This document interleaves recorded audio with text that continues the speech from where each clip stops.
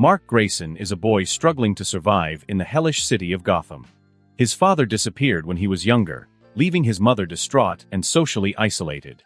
Taking it upon himself to support her, Mark finds that in Gotham, the only steady income comes from crime. One day, he learns from his mother who his father truly was, the hero Omni-Man, who vanished years ago during a mission with the Justice League. What's up, ladies and gentlemen?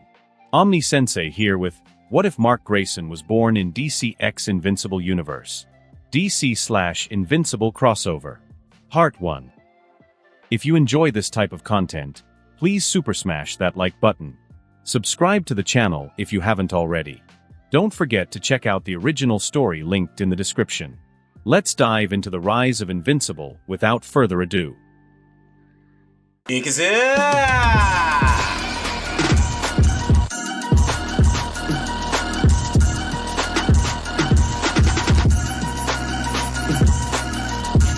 Thump thump thump thump. Mark Grayson, 18 years old and recently graduated, stood in front of a boxing bag as he continually hit it. Sweat poured off his face and down his body. As he kept punching the bag, his breathing was steady as he extended each fist. Over the years he had slowly perfected the technique for a simple punch. Not something to boast about, but Ted always told him that if you can't throw a punch, anything else you do is just fancy dance shut. Thump thump thump. He hit the bag a lot harder this time, launching it backwards quite a bit. He caught the bag before it hit back into them and leaned his head against it, taking a break. Keep throwing punches like that, you might become champ.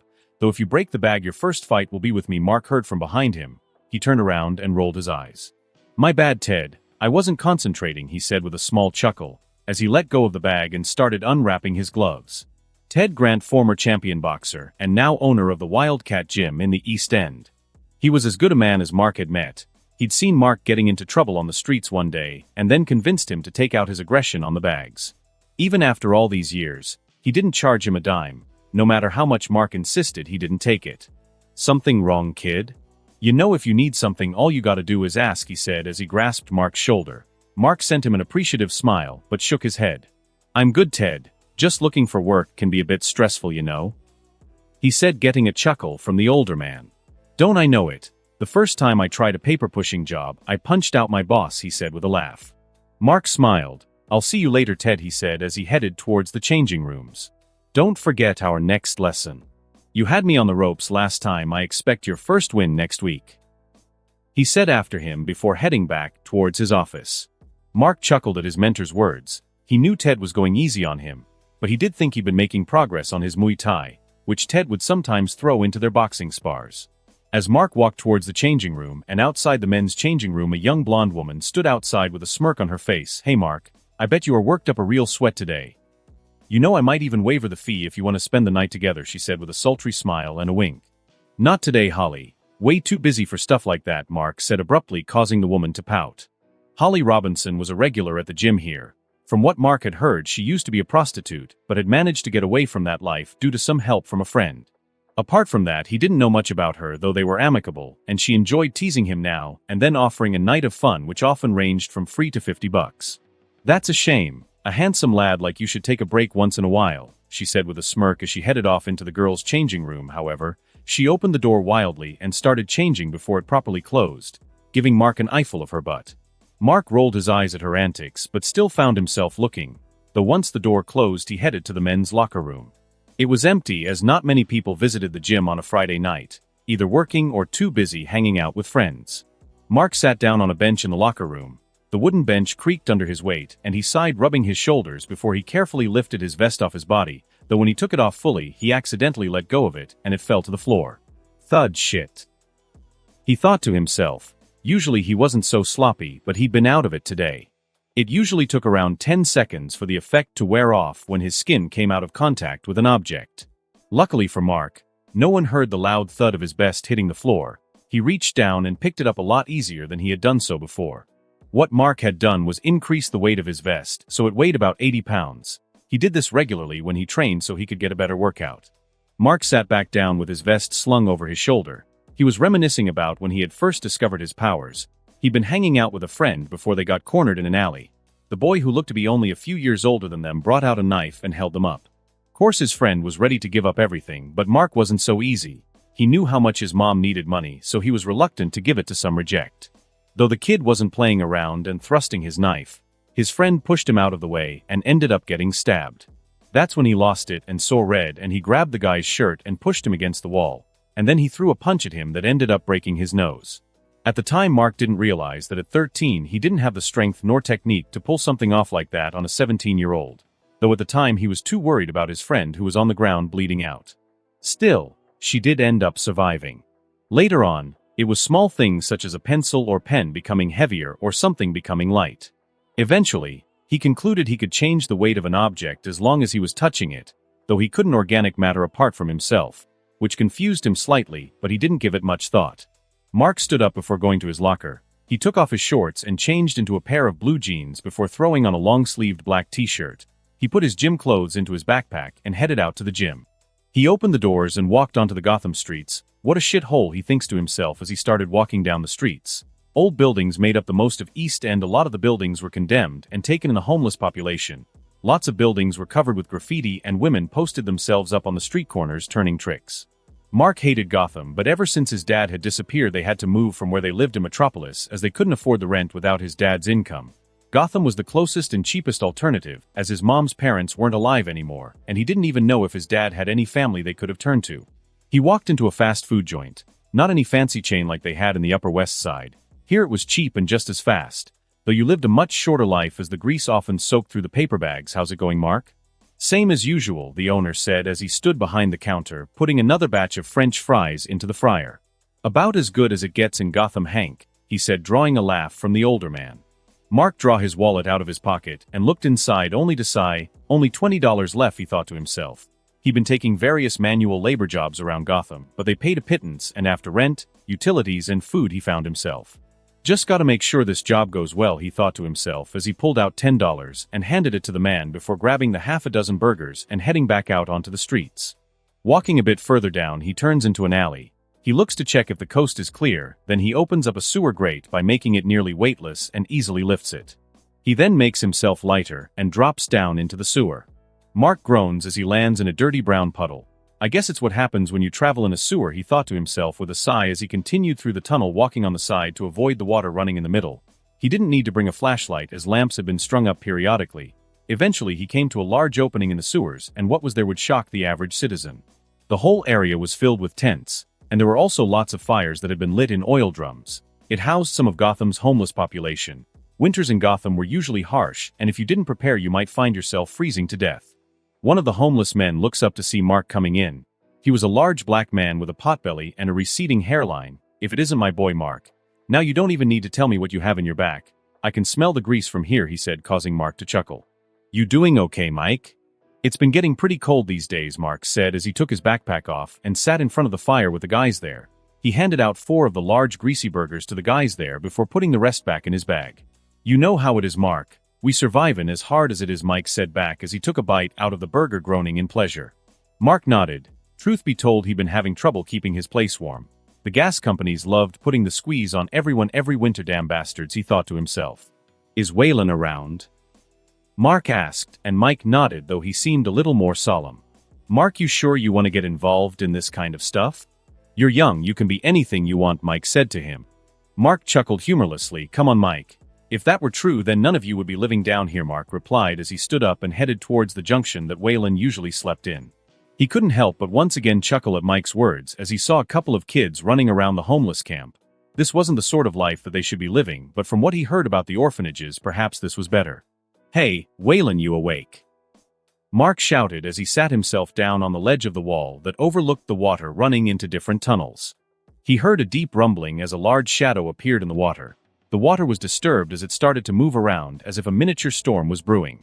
A small head popped out of the water. It had green scales and large sharp teeth like a crocodile. However, the small head was dwarfed by the large body as Waylon stood up in the water before climbing onto the ledge and taking a seat next to Mark. Mark wasn't fazed by the massive humanoid crocodile that had just climbed out of the water. And why would he be? He and Waylon go way back to when Mark helped Waylon out of a pretty nasty situation. While most people who saw Waylon who was bloody and injured would turn away, most of the time screaming Mark, he helped Waylon get to the sewer and made sure to bring him some food and medicine, even got his hands dirty and dug the bullets out of his skin. Mark doesn't say anything as Waylon sits beside him. He just goes into his bag before handing him a large burger before taking his one out. Waylon takes the burger from him and easily eats it in 2 bites before Mark even finished his first. He looks up to the large man. "The job still good?" Mark asks, to which Waylon nods. "Sure you want to do this?" Waylon says in a rough gurgling voice that rumbled from his chest. Sometimes he found it difficult to speak through his maw, so he'd shorten his sentences. Mark nodded. "If I don't want to be out on but next week I need quick cash," he replied. "Triads wanted to hire me. Told them unavailable. Said another super could guard them," Waylon said to him. Then he went into details explaining what the job was. The Triads were moving a bunch of product into Gotham Harbor tonight, and they needed a super to guard the people moving it in case any undesirables showed up. It wasn't very high profile, so Mark didn't think Batman would show, but he wouldn't discount one of his little sidekicks. Mark stood up and put his hand on the still-sitting Waylon's shoulder. "Thanks, Waylon, I owe you one," he said with a smile. Waylon just nodded, though he did wish that his only friend could have avoided a life like this, as the road usually ended up leading them to a dead end or worse, off a cliff.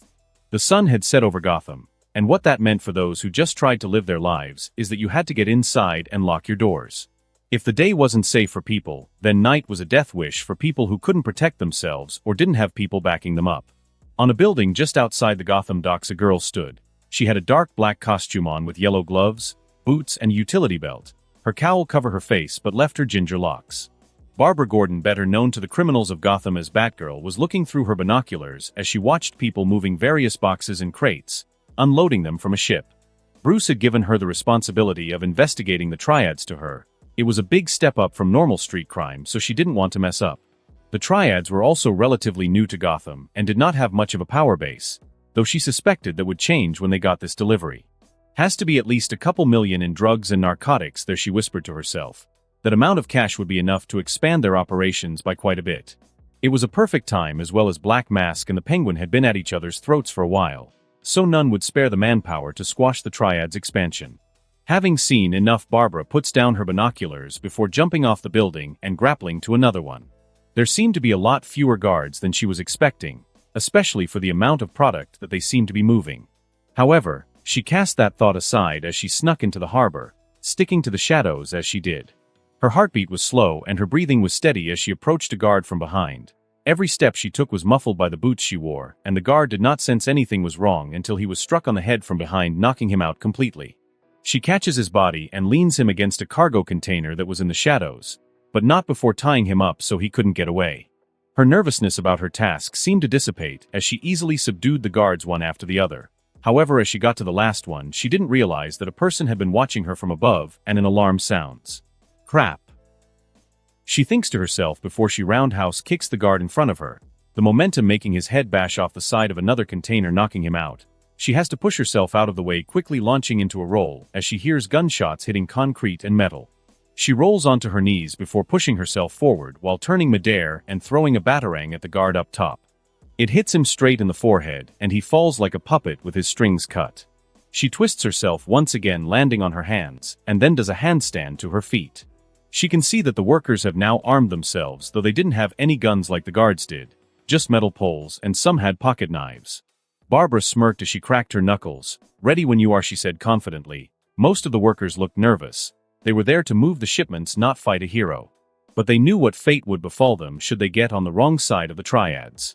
The first man charged Barbara with a metal pipe, and he swung it diagonally, hoping to bash her head in and end it quickly. Though this was simply wishful thinking, as Barbara ducked under the swing, punching him in the stomach, which sent him clenching his stomach in pain. She then transitioned into a high kick as his face was directly in line with her foot. It had all taken less than 5 seconds, and the first man was already down. They all hesitated, waiting for who would be the next one to charge. However, they were not given a chance to pick as Barbara charged them, jumping up and hitting a man's face with her knee before grabbing a batarang and throwing it towards another man's head. It also managed to bounce off and hit someone else in the face. Barbara dodged another swing and kicked the perpetrator's knees, nearly breaking them as he fell in pain.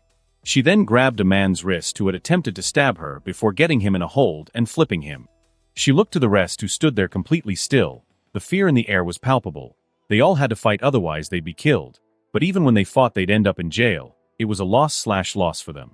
Barbara noticed that there was a person among them who wore a balaclava. He looked equally as scared as the rest, though she couldn't help but wonder why the rest of them didn't cover their faces.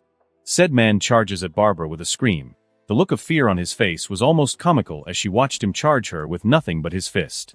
She almost chuckled as he held his right hand up, telegraphing that he was going for a wide swing. However, at the last second, she saw his face change and lose all the fear and nervousness that she saw before. Barbara's eyes widened as she realized she'd been tricked, and as she looks down, she sees his left fist connect with her stomach, launching her back a bit and knocking the wind out of her a bit. She'd been too arrogant and let her guard down. Stupid. She chastised herself as she got back to her feet. Mark looked across and saw Batgirl getting back up. He had hoped that the punch might knock her out as he had made his fists a bit heavier, but no such luck. It didn't surprise him, as heroes like her must take a beating quite often, but he could at least hope. However, Mark knew that even though she wasn't the big man himself, she was still dangerous, and so before she could get up fully, he charged at her once again. He was a bit faster as he made himself a bit lighter, but not enough that he'd push himself off the ground. He launches a forward kick at her, which she deflects with her forearm. She then spins around, aiming to sweep his feet from underneath him, but he jumps up into the air easily before he makes himself heavier. Batgirl only has a second to roll out of the way before he impacts the ground, making a loud sound, but not quite cracking the ground. The throws a batarang at him that he manages to slap out of the air before it hits him. She charges him, and they engage in close quarters. Mark throws multiple jabs that Batgirl avoids easily, and then she throws a punch of her own that manages to catch the side of his face. He rolls with the punch and grabs her wrist before pulling them both together and headbutting her. They are both pretty dazed from that hit, but Mark manages to recover first before grabbing Batgirl into a clinch and popping her in the face multiple times with his knee. Batgirl spreads her feet under her, making herself fall into a split. She then rolls back before tucking her knees together and throwing Mark over her and into a bunch of barrels. She gets up and touches her face, hissing with pain. Whoever this guy was had managed to get some good hits on her. She took out a baton she had on her belt before whipping it to the side and extending it. She usually didn't use this, but she wanted to end the fight quickly and get the police here. Mark got up from between the barrels. This was a lot more troublesome than he thought it would be. He didn't even want to imagine what it would be like fighting Batman. I guess I have to go all out, he thought to himself as he grabbed a barrel next to him. He waited for Batgirl to start charging at him, and when she got close enough, he surprised her by spinning around and launching the large barrel at her. By the time it had reached her, most of its weight had returned, and it managed to stop her dead and launch her backwards with the barrel. Batgirl spluttered as it felt like she'd been hit by a train. She landed on the ground roughly with the large barrel on top of her. She managed to push it off herself and reached around for her baton, but found it had been knocked far away. Her ribs felt as if they'd been fractured and struggled to catch her breath. Batgirl to cave. I think I'm in trouble, she whispered as she got up again, though she was wholly unprepared for the man's knee to connect with the side of her head. She threw a sloppy punch which he easily caught. Mark put a lot of weight into his dominant hand, and with the hand that grasped her left hand, he lifted her before giving her a vicious uppercut that managed to knock her out. Mark breathed a sigh of relief as he saw her body fall limp to the floor. If she hadn't underestimated me, this would have taken a bit longer, he thought to himself. She probably wasn't expecting him to throw a barrel like he did. Mark then turned to the other men who stood and watched their fight. Get back to work. And tell your boss I want the damn hazard pay he promised. He shouted at them, and they immediately stopped gawking and went back to moving cargo. He then looked back down at the fallen hero and sighed. What the hell am I going to do with you, he said to himself. He knew he could just leave her here, as they would most likely kill her, or worse, since she was a woman. At the end of the day, she was just trying to do the right thing, so Mark couldn't condemn her just for that. He waited until they'd gotten the trucks loaded and driven them off before he picked her up. He swiped the keys from one of the unconscious guards as well as the cash from his wallet before heading out. The harbor was empty this time of night, so it was very quiet. When he pressed the button that unlocked the car, he heard the noise immediately and headed towards the car. It was a pretty crap car, but he wouldn't be using it for very long. He placed her in the passenger's seat before taking the sat next to her and starting the car. Mark couldn't help but chuckle humorlessly. The first day on the job, and I'm already fighting heroes. Maybe tomorrow Superman will want to go a few rounds, he said to himself as he drove through the streets of Gotham. He drove to an abandoned building in the East End. There were plenty of them to choose from, so he chose one that had no one in it. Wouldn't be good to have people stumbling over Batgirl. He carried Batgirl over his shoulder into the building before placing her on an abandoned sofa.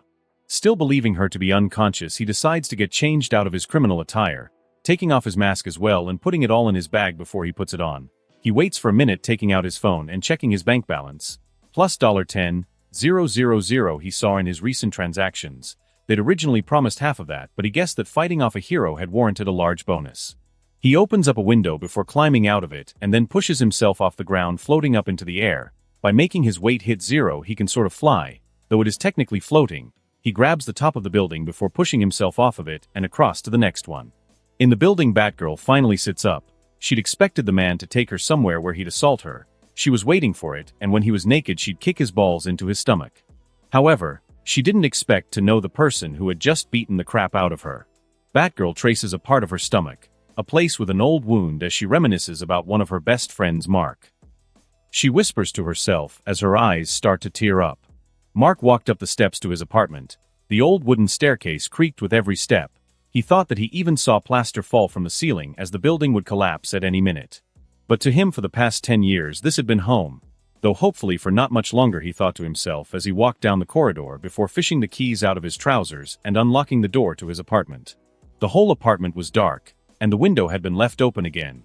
Mark sighed as he saw his mom on the sofa again, having fallen asleep in her uniform.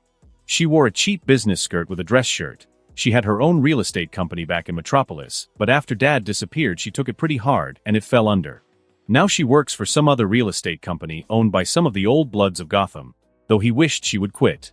They worked her hard and paid her a pittance, and she rarely gets any commission as she's been given the job of selling properties in the Bowery. No one with money and a single brain cell would be stupid enough to buy anything there. So it meant she had long days and short nights nearly 7 days a week. But Mark was going to change that. He'd done well on his first job, and if he just took a few more they could leave this place and maybe go back to Metropolis. He'd miss some of the friends he'd made here, but he loved his mom more than anyone, and if this is what it took to get her from working herself to death, then so be it. His mom had always told him when he was younger that things can always change, and soon they would. He picked up his mother before taking her towards her bedroom, placing her into the bed before taking her shoes off and tucking her in. He kissed her on the forehead before closing the door and heading back into the living area. Before he sits down, he gets a text message on his phone. Taking it out, he looks at it. Asterisk, good work. We have another job tomorrow. We only have one more batch of product coming in. High-grade stuff. Escort the truck. Double the amount. Asterisk. Mark sent a quick confirmation text before putting his phone away. While he was glad they were offering him more work, he hoped he'd at least get a day to rest. Guess it can't be helped, he thought to himself as he sat down on the sofa before turning on the TV. Barbara scowled as she heard the obnoxious laughter of Damian Wayne, the newest Robin echo throughout the Batcave. Can you shut up? It's not funny, she shouted at him as she threw the closet object to her. Steady now, Miss Barbara, Alfred Pennyworth said as he bound the bandages around her ribs. She'd cracked a few, but they'd heal up in a few weeks, or so the Bat family butler had said. There we go, all done now, he said as he stood up straight, patting his hands and straightening his uniform. Thank you, Alfred, Barbara said with a smile as she lowered her t-shirt before getting off the medical table. Damian still stood there with a smirk on his face, which made Barbara punch the bridge of her nose. Father's going to be pissed. Getting beaten by a low-level thug. I truly expected more from Batgirl, he said as he took a seat in one of the chairs around the Bat computer. Now, Master Damian. Master Bruce has had plenty of failures in his past. He won't berate her for her mistakes as long as she learns from them, Alfred said as he started to clear up, putting old plates and teacups on a tray which he then started to take upstairs. Barbara couldn't help but sigh. She did deserve to be berated. She made a stupid mistake and rushed in, and it allowed him to get the drop on her. Though it did raise a question of what she was going to do. She knew Mark and even knew where he lived, but she knew that he wasn't a bad guy. They had fallen out of touch ever since she had gotten stabbed. He felt guilty about her getting hurt, and so they just kind of drifted away. It didn't help that they went to different schools. Should I tell Bruce? Though as soon as the thought entered her head she dismissed it. She couldn't subject her friend to that, especially after he went through the trouble of taking her away and making sure she was safe, even though he didn't know who she was. She snapped out of her thoughts as she hears the roar of an engine echo out through the cave. Both she and Damian looked to the large tunnel that led out of the cave and saw the Batmobile roaring through the tunnel, stopping on a large circular platform. Batman jumps out of the car quickly and approaches them. Barbara thinks he's coming to berate her, but is surprised when he walks straight past her and to the Bat computer. Barbara breathes out a sigh of relief and figures she might as well leave what happened at the harbor. He asks in his deep, smooth voice. He doesn't even turn away from the computer as he asks. They had someone there who was a lot more skilled than I anticipated. Also a possible super, Barbara explained. Damian sat there trying to hold in his laughter. What she means to say is she got her but kicked by some triad goon, he chimed in, which caused Barbara to flip him off. Possible super? He asked, implying that he wanted more of an explanation. He was able to lift a barrel with one hand and throw it at me like it was nothing, she stated. Low-level enhanced strength, Batman stated. But Barbara didn't think so. She shook her head. I don't think it's that. While his punches were strong, they weren't anything I couldn't block. Him throwing the barrel was completely unexpected based on our fight, Barbara explained, only getting a grunt from Batman in return. Get some rest, he finally said to her. Barbara frowned. But what about the triads, she said a little desperately. I'll handle it, Barbara groaned as she sipped on a milkshake in front of her. I can't believe after just one mistake I'm off the case. I could handle it perfectly well, she moaned. Well, you could always not listen to him, you know, a voice replied from across the table. Barbara looked up and into the eyes of her friend that had come to visit her. Before, she was a beautiful girl with long blonde hair and blue eyes. She was wearing glasses at the moment, and her hair was in a ponytail. However, underneath this disguise was Supergirl. Come on, Kara, you've met him before you know how well that'll end, she said with a raised eyebrow. Kara giggled. She remembered her first meeting with Batman involved him chasing her all over the city. Why not talk to that friend of yours then? Maybe convince him to stop? Barbara looked a little unsure, however. It's been years since we've spoken. I doubt he'd remember me, let alone listen to me. Kara just shrugs. Won't know unless you try. That's what Ma and Pa can't always say anyway. Barbara pulls out her phone. The number she had was a couple of years old, but from what she remembered, Mark never changed phones too often. She hovered her thumb over the call button, hesitating. She couldn't help but think that maybe she shouldn't call him, but she didn't want to end up fighting him either. In the end, the choice was taken out of her hands when Kara presses the call button and it starts to ring. She glares at her friend, who only gives her a sweet smile in return. Hello? Barbara? Is that you?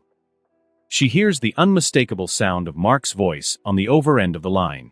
Yeah, it's me, she said quietly, though loud enough for Mark to hear her. It's been a while. How have you been? He asked in a slightly awkward voice. I've been good. Listen, I was hoping we'd be able to meet up, she asks, cutting straight to the point. For a while, Mark doesn't reply, and she goes to speak again, but is cut off before the words leave her mouth.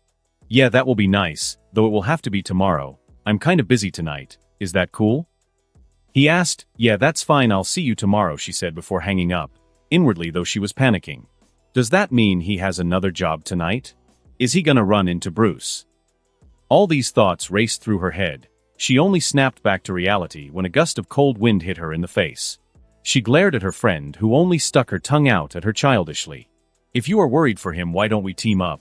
We can watch and stop anything before it happens, Kara said. Barbara was about to discount it and wave it off, but then she thought about it a bit more. Technically, I wouldn't be getting involved. If we just watched, Barbara thought with a smirk on her face as she launches herself over the table and kissed Kara on her cheek. It was now the next evening, and Mark had just finished zipping up his black hoodie. He bought heavy-duty Kevlar for tonight, just in case things get a little hairy. He doubted Batgirl would show up again. She'd need to heal those ribs, which he was sure was at least cracked. At most he expected Robin, but what was more likely was a rival gang trying to steal product, which happened every day in the East End. This Kevlar he had on was the heavy-duty stuff. It could probably stop a bullet without him even feeling it, and the best part was as long as part of it touched his skin it wouldn't weigh a thing. He finished packing his clothes and put his mask in his pocket. Before heading out of his room into the living area, he saw his mom on the sofa thinking of a glass of wine. He thought she was watching TV at first, but nothing but static was playing. Mom? Everything okay? Mark asked as he placed a hand on her shoulder. She jumped slightly before looking up at him and smiling. I'm fine, hun. Just been a long day, she says as she places a hand over his own. I'm going to work now, Mom. I'll see you later, he says with a smile as he kisses the side of her head. She nods at him with a smile, but she can't help the sob that escapes from her mom. What's wrong? He asks with slight concern. It's nothing, hun, just me being silly. It's just your father used to say the same thing to me every day before he left for work until he didn't come back, she said as she wipes her eyes. She then looks up to Mark. Mark, promise me you're staying safe out there. I've been working hard for a while now, and I think I might be able to get a transfer to another city, she said a little desperately. I just don't want you to leave one day and then never see come be back, she said, her voice cracking at the final words. Mark hugs her from over the back of the couch. He hated lying to her this way, but he couldn't stand to see his mom this way. I promise, Mom. I'll always come back, he said with a smile, though it didn't feel real. Debbie smiles. I just know that you might have gone through some changes. And those changes might make you feel invincible. But your father was much the same way, and he found out the hard way it wasn't true, she said mysteriously. Mark scrunches his eyebrows at her words. Mom. What are you trying to say? Is there something about Dad you haven't told me? When you get back home we can talk about it more, but for now I need to go to sleep. Have a big client meeting tomorrow, she said as she kisses his cheek once more and headed to her room.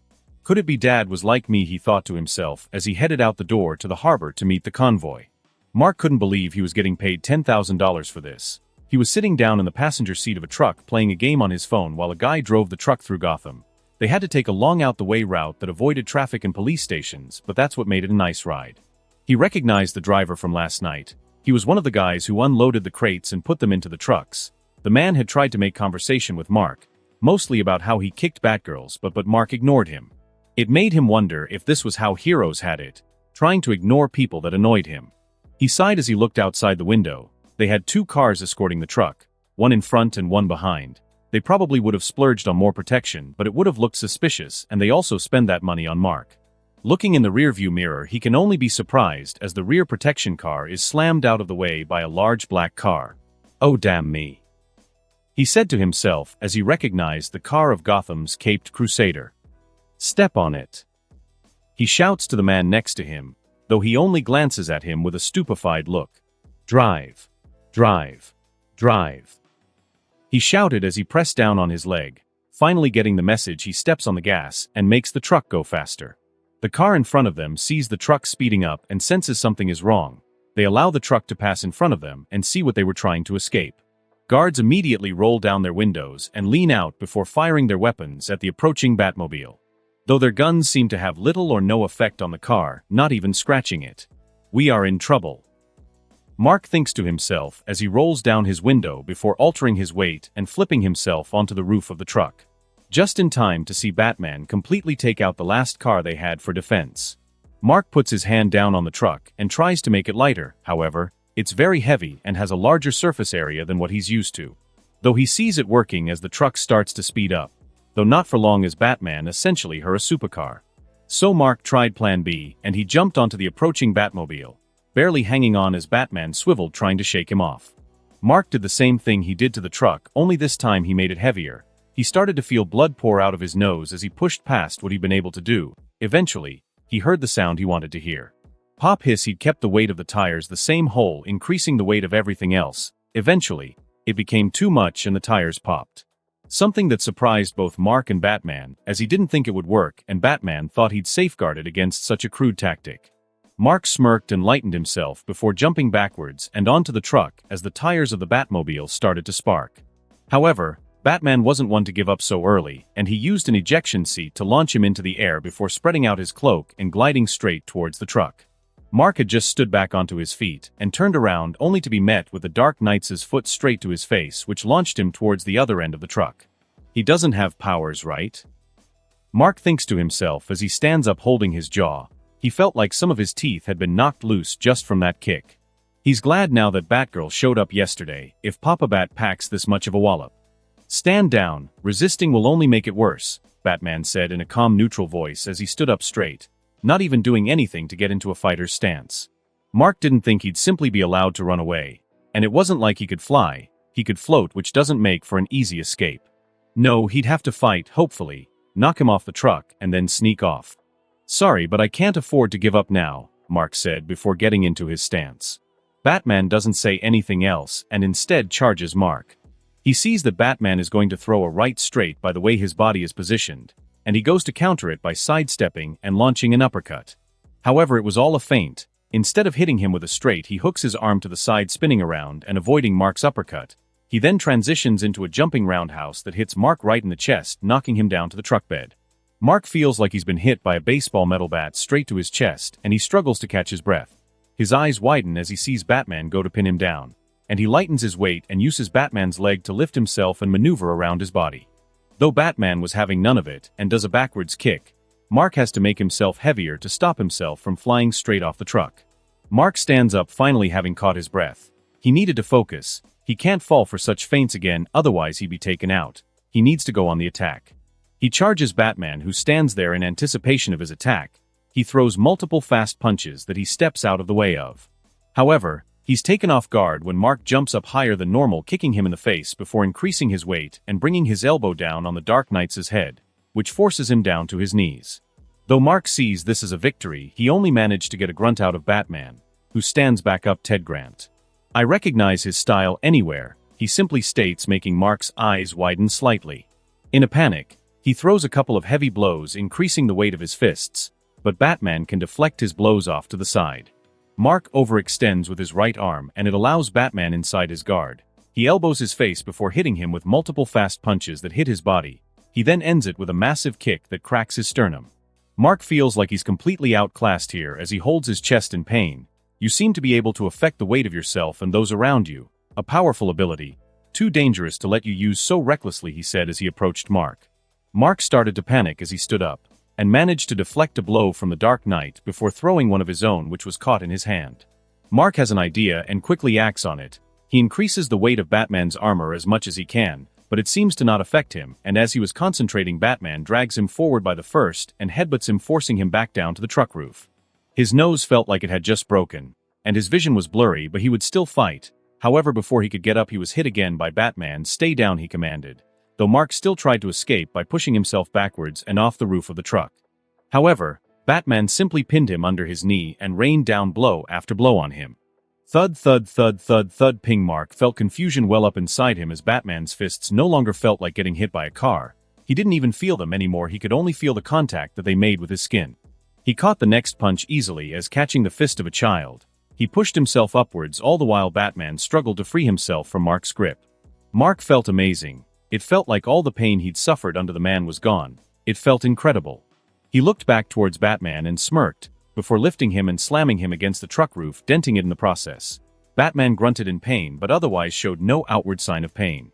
Mark looked down at the Dark Knight. Stay down, he said to him. Though instead of surrendering, he was met with multiple batarangs that he slapped away. Only these exploded and he was sent off balance. He leaned forward and was met with the Dark Knight's foot as he kicked him straight in the chin. Had he not gotten this sudden influx of power, he would have been out like a light. It made him wonder if Batman was taking it easy on him. Mark grabbed Batman's leg before picking him up and slamming him once again. He then grabbed him by the throat and lifted him up and then punching him softly in the stomach without letting him go. All that force that would have launched him back wasn't allowed to, and instead was contained in Batman. Batman's dents underneath the punch, and he even spits up some blood. Though Mark knows how persistent he is, so he slams him back down to the roof of the truck before doing so again and again. He then flings him off the truck. However, as he's falling to the road underneath him, he seemingly disappears. The only thing remaining is a red and blue blur. Mark, who had turned away, didn't see this, and so was taken completely off guard when he was grabbed from behind and thrown high into the sky. Even leaving the Gotham City borders, he is punched multiple times as he was launched through the sky before he sledgehammered straight to the ground. While the punches had hurt, they had hurt nowhere as much as Batman, though that was before the changes that had happened to his body. As he stood up from the crater, he was met with a familiar S-shaped symbol as a beautiful blonde girl with a red skirt and exposed midriff looked at him with a frown. I don't suppose you'd let me leave, Mark said, trying to reason. However, her frown just intensified and seemingly transformed into a scowl. She then charges at him, though he's able to see it this time, and he grabs her outstretched fist before swinging her around himself and skipping her across the field they were in. Mark jumped out of the crater and was met with the angry red eyes of one of the last Kryptonians, Supergirl, who had been watching the entire thing unfold. Second day of being a criminal. Barbara and Kara had been watching the fight unfold, though Kara had to carry Barbara so that they could keep up with the chase. Barbara winced every time that Bruce hit Mark. He didn't stand a chance in a straight fight. Hell, even though she was probably better than Mark and would have beaten him had she not underestimated him. Your boyfriend is doing better than I thought he would, Kara commented as she watched the fight unfold. He's not my boyfriend. She shouted up at her, making Kara giggle. I thought you said you used to date? Kara replied. That was a long time ago, not anymore, Barbara said back before looking back to the fight unfolding. She just watched Bruce mount Mark as he threw punch after punch, and she couldn't help but since every time, should we do something? He seems to be going a bit far, Kara said with a frown. Barbara agreed, though she knew this was what Bruce did. If they didn't give up, he'd beat them down into submission until they did, and Mark was no exception, especially since he was powered. Take us down there, maybe I dash. However, before she can finish the sentence, she's surprised when she sees Mark catch Bruce's fist and lift him off of himself. Wow, your boyfriend is pretty cool, huh? Kara comments as she sees him smash around Batman on the truck. Barbara doesn't even answer her as she's completely shocked at what she's seeing. He wasn't this strong before. And if he was, why did he let Bruce smack him around so much? Why did he even humor her when they fought? All these questions raced through her mind. They watched as Mark batted away two batarangs which exploded to the side of the truck, making Mark lose his footing. Bruce pushed off his hands, launching a backwards kick straight to Mark's chin. They both winced. That kind of blow could put someone into a coma, and yet Mark just rubbed his chin and proceeded to beat down Bruce again.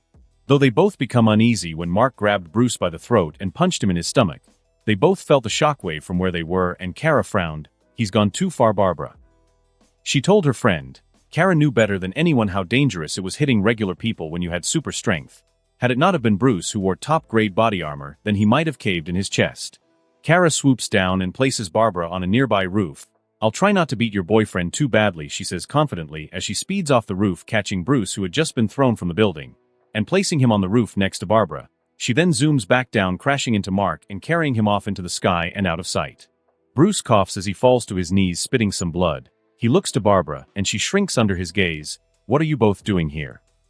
He asks in a neutral tone, not conveying any emotions. Barbara inwardly panics. There was no way she'd be able to get away with lying to the Batman. I just wanted to make sure you didn't go too far, she explains, telling a half-truth.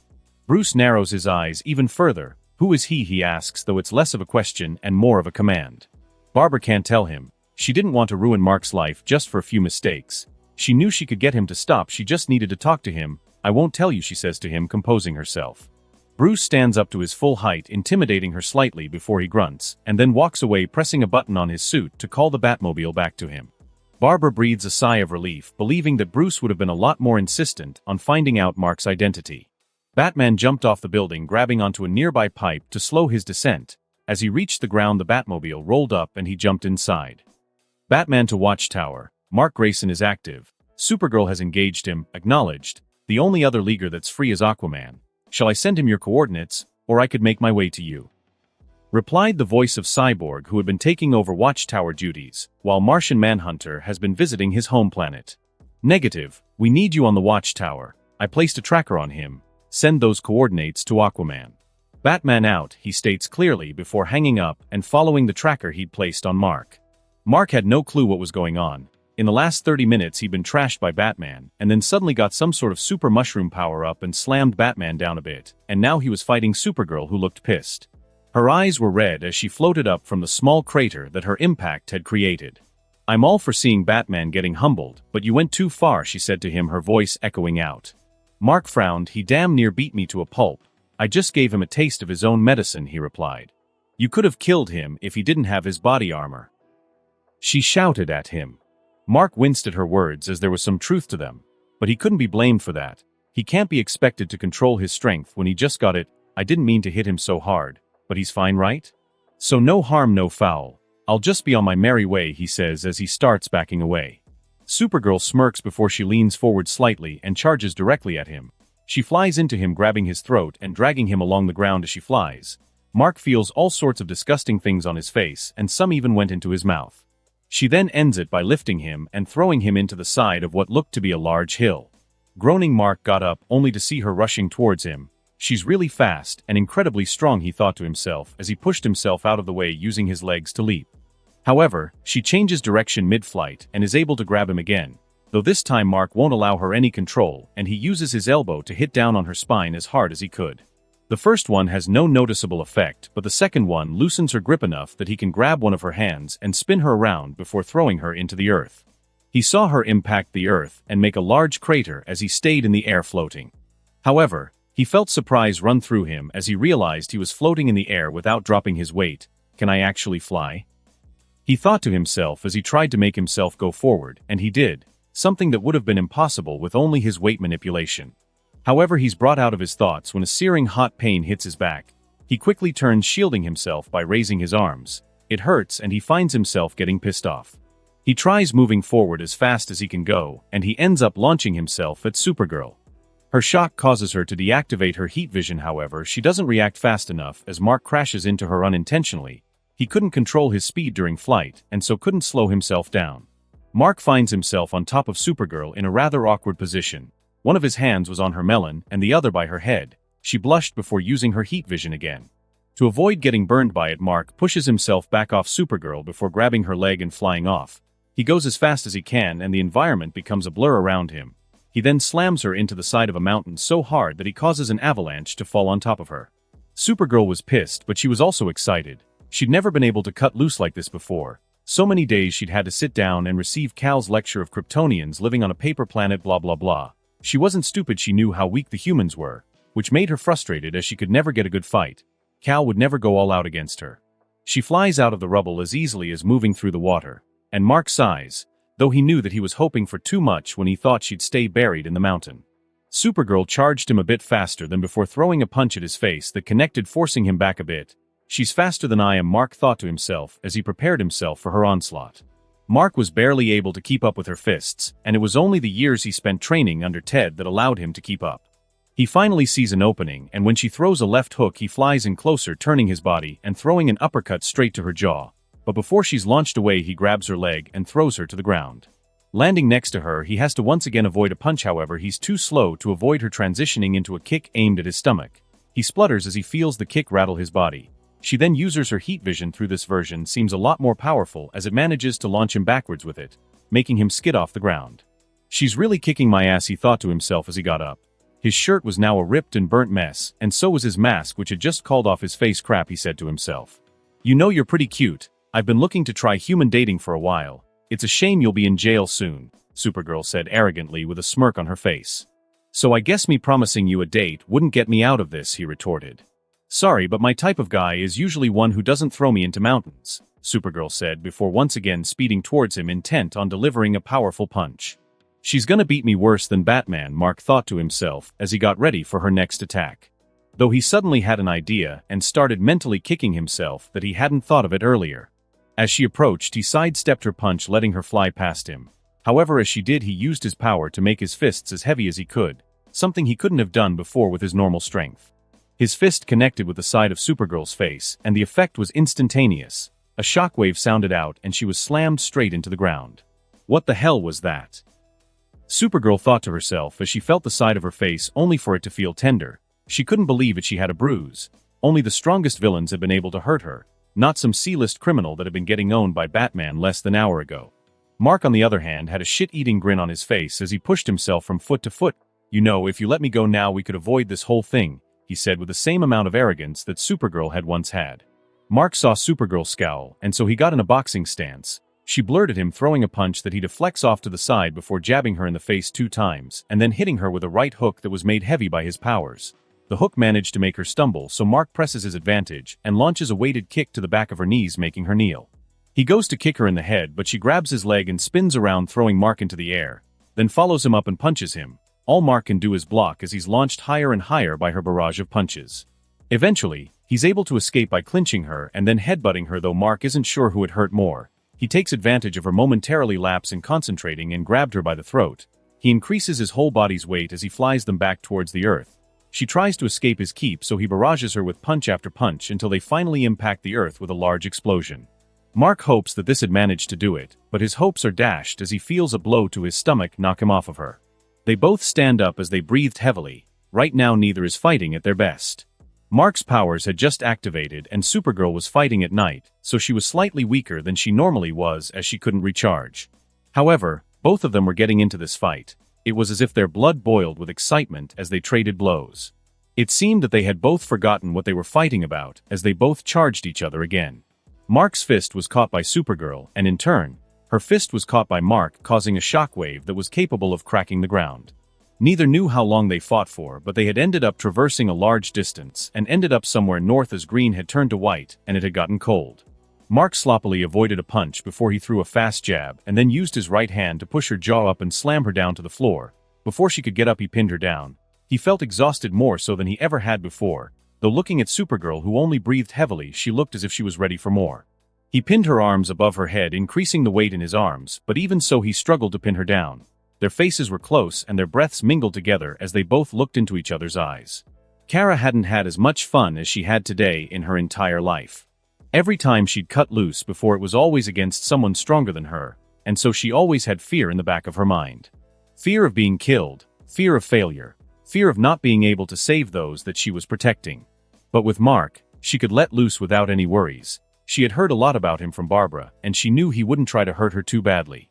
But as he pinned her down, straddling her thighs, it caused her blood to rush and burn even hotter. As her breath mingled with his own, she felt a deep pull from her core, like a primal instinct that he was helpless to refuse. Moving her head the small distance from her target, her lips connect with Mark's own. While his eyes widened in surprise at first, they quickly went back to normal as it seemed that he felt the same need that Kara had. His grip on her arms slowly released, and she put them around his neck, pulling him even closer. Her tongue aggressively twirled around his mouth. Mark could tell she must have not kissed many people, as he could tell that she was moving on instinct. He moved his knees from the outside of her legs and moved inside. She gladly spread them to allow his body to rest against hers. Her lips tasted sweet and were soft, and she smelled amazing. Anyone who'd think she was the girl of steel should feel her melons which pressed against his chest. What the hell am I doing? Mark thought to himself as he got absorbed in the feeling of her tongue rubbing against his own. Kara's fingers went from around his neck to his exposed muscular back. Oh, wow, I've never felt anything like this before, Kara thought to herself. Her entire body felt electrified as the pain of her beaten body mixed with the pleasure of the kiss sent signals straight down to her core. While she didn't know why she had started kissing Mark, she now knew she didn't want to stop. She'd had a few boyfriends in the past, but they had all been human. Anytime she got excited, she would lose control and would either squeeze too hard or kiss them too roughly. The last time she kissed a boy, her tongue accidentally broke his teeth. She had no clue how Cal could keep such control over Lois. But that didn't matter now. She was being as rough as she wanted, and he was being equally rough back. He detached his lips from her mouth, which made her whine. However, that whine turned into a moan when he started to kiss her neck. She gripped him tightly and with enough pressure that a normal person would have a broken spine. Kara felt his schlong pressing up against her core. Had she been in her right state of mind, she would have felt a little tentative about it. But she was on an adrenaline high and everything she felt was intense. While on Krypton, she had never had intimate relations. She didn't even think about it.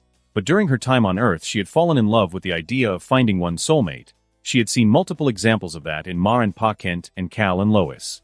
She desperately wanted one of her own, and so the fact that someone she had just been fighting till a few minutes ago was now rubbing his schlong against her should have been sending alarm bells ringing. But at the moment she didn't care. She would have slid her underwear to the side and let him inside of her if his schlong slid out of his pants. Something which Mark finds himself about to do, however. They are both snapped out of their moment when they hear a booming voice. "Unhand her, vile fiend, or you shall receive the full fury of the King of Atlantis," the man said as he jumped down from a black plane. He wore golden scale armor and had a golden trident. Mark raised his eyebrow. "Friend of yours," he said to the now blushing Supergirl, who managed to snap back to sanity and realized the position she was in. Mark stood up and held his hands up in surrender. "I know it looks bad, but I promise it started with us fighting," though his words only made Aquaman frown more. "I think I've overstayed my welcome," he thought to himself, and he lifted himself to the air and was about to leave. However, the black plane flew in closer, and when it got close enough it started playing a high-pitched sonic sound. Mark started screaming as his hands went to his ears. This was the worst pain he'd ever felt, and he had no clue why. As he looked around, no one else reacted as he did. As the sound continued, he saw Batman drop out of the black plane. He then saw Supergirl get up and look as if she was arguing with him. However, it was obvious that the words were falling on deaf ears as the sound only got more intense. Mark found his vision darkening as the sound was becoming too painful to stay conscious. However, he was desperate to escape, and so he tried the only thing he could think of. Putting his arms to his sides, he clapped them together, putting as much power as he could into the blow, and for a few seconds the thunderclap managed to cancel out the noise, and in those few seconds Mark was gone. Batman scowled. "Supergirl, go after him and bring him back here. He couldn't have gone too far. Like hell I am." "What was that?" "You were about to kill him," Kara shouted at him. Batman scowled and turned away from her, checking a computer pad on his wrist. "Have more faith in thy comrade, Kara Zor-El. Have you ever known him to kill anyone?" Supergirl thought for a second, then sighed. "No. I guess not, but he still went too far with the sonic thingy." She reasoned. "As much as I would like to agree, Kara Zor-El, I cannot, for I have seen how mighty a Viltru dash Aquaman." "Enough," Batman said sternly to Aquaman, who nodded his head. "Supergirl, go home, we can do the rest without you. And make sure to stay away from him," Batman warned. Though to Kara it felt like she was just being treated like a kid. She flew off in a huff, but as she flew through the sky she couldn't help but think about Mark, and how amazing tonight was. Even if he was technically a criminal. Batman to the watchtower. "Do you have a lock on Grayson?" he asked through his comms link. "Negative, Batman. The tracker you placed must have been destroyed in the fight with Supergirl," Cyborg replied. Batman, who was crouched, clenched his fist before losing his composure and slamming it into the ground. "Calm yourself, my friend. It's not too late to fix things," Arthur said as he placed a hand on Batman's shoulder. Batman stands up, shaking the hand off. "We can't allow him to run free, we need to keep him contained," he said to Arthur. "I had thought that perhaps the presence of the metagene would negate his alien DNA from surfacing, so I just kept surveillance, but now I realize I was wrong. We have no idea how strong he could be with 2 sets of powers, Batman continued as he headed towards a rappel line that went up to his plane. We will find him, Bruce. He'll most likely head back to Gotham. We can intercept him there, Cyborg stated. Cyborg, make sure to keep Supergirl away from Mark Grayson, Batman ordered. Confirmed. Shall I tell her the reason why? Cyborg asked. No, doesn't she deserve to know? This will offer Batman grunts and ends the call. Before calling someone else, Gordon, it's Batman. It's late, can this wait? A voice asked from the other end of the phone. No, Gordon sighs, which can be heard through the communicator. All right. What is it? I need you to set up a 24/7 watch on a Deborah Grayson. I'll send you a description of the person we're looking for. If you see him approach her, then call me immediately so as not to engage, Batman explained.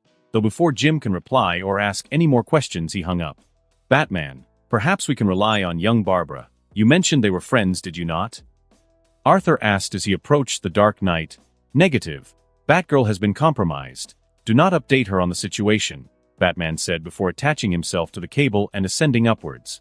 Mark couldn't breathe, his pulse was racing and his heart was beating out of his chest. He didn't even know where he was, he just knew he had to get away. His ears were still in pain from whatever the thing Batman had hit him with. He had many questions running through his mind as he put his back towards a tree in the forest he was currently in. He had his head in his hands as his mind raced with thoughts of the consequences of today and what would happen. However, he's taken about of his thoughts when he hears his text tone go off. He scrunches his eyebrows as he unzips his trouser pocket and takes out his phone. It's pretty battered but still functional.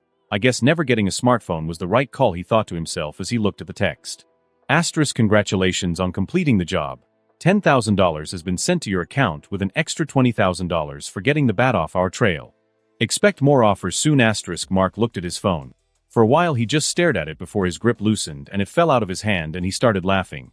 At first it started from a small chuckle, but eventually it burst into complete hysteric laughter. I ruined my life for $30,000. I am such an idiot, he said to himself as he put his head in his hands. Once he had calmed down, he started to think back to the device they used on him. What was that? And how did they know to use it on me? Mark thought to himself.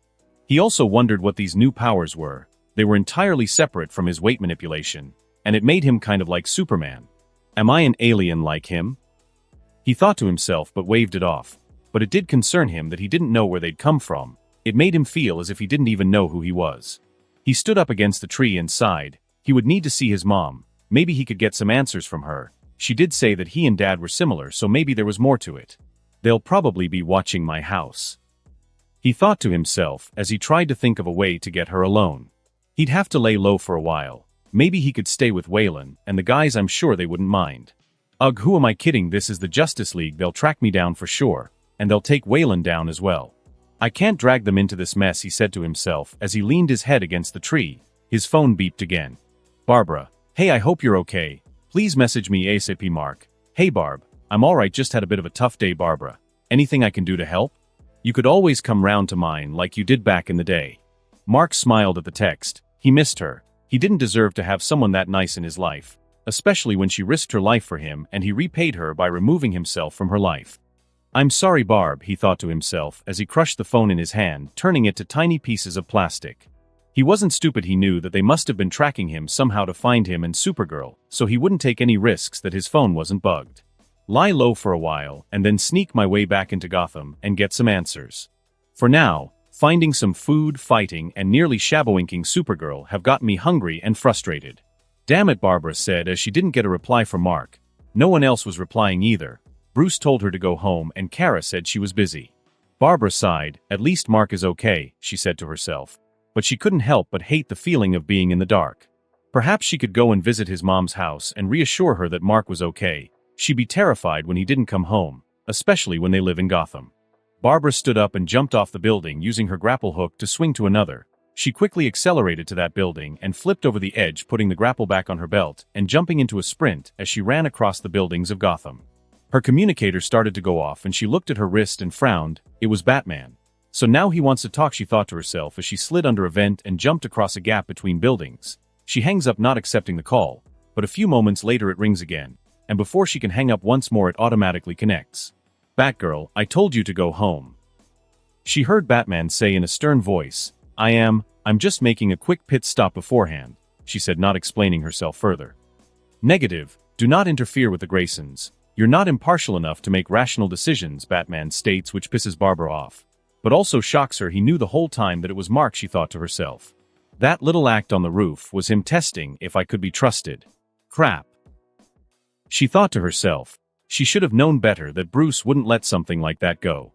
I'll have to visit her another time, preferably when I don't have a tracking device stuck to me. Ever since what happened to Jason Todd, all members of the Bat family have a tracker in their suits that only Batman has access to. Though Dick uses his suit now as Nightwing, so he doesn't have to deal with it. I'm heading back now. Barbara replies over the link, and all she hears is a grunt, and then him hanging up. She punches a wall, slightly cracking the concrete before she turns around and heads back to her home. However, she wouldn't give up on her friend. Kara was flying extremely fast towards the Fortress of Solitude. She had just created a shockwave with how fast she was going.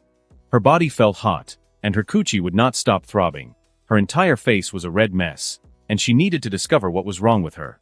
She approached the fortress and landed at its entrance. She breathed heavily, though it was not because she was out of breath. As she approached, she was scanned by the fortress defenses, and the door opened. Cal had said that this was as much her home as it was his, and so she was allowed to come and go. "Cal, are you here?" she shouted. "Cal." She asked again. "I am afraid Kal-El is not present at the moment. I believe he is currently on Paradise Island, as I am not able to track him," the fortress interface stated, making Kara groan in frustration. "Is there something I can assist you with, Kara Zor-El?" the interface asked. Kara sighed. "I need a medical scan. Check for any abnormalities that might affect the brain," she asked as she floated towards the medical bay. Kellex approached her as she sat on the medical table. Light emits from his hand and scans the girl's entire body, while Kara waits there with bated breath.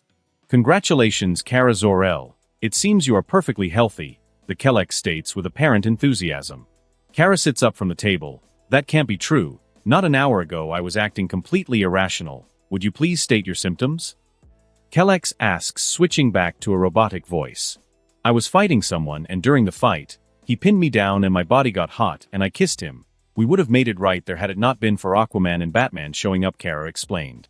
"I believe I may be able to explain what has occurred. Is it possible that you encountered a Viltrumite?"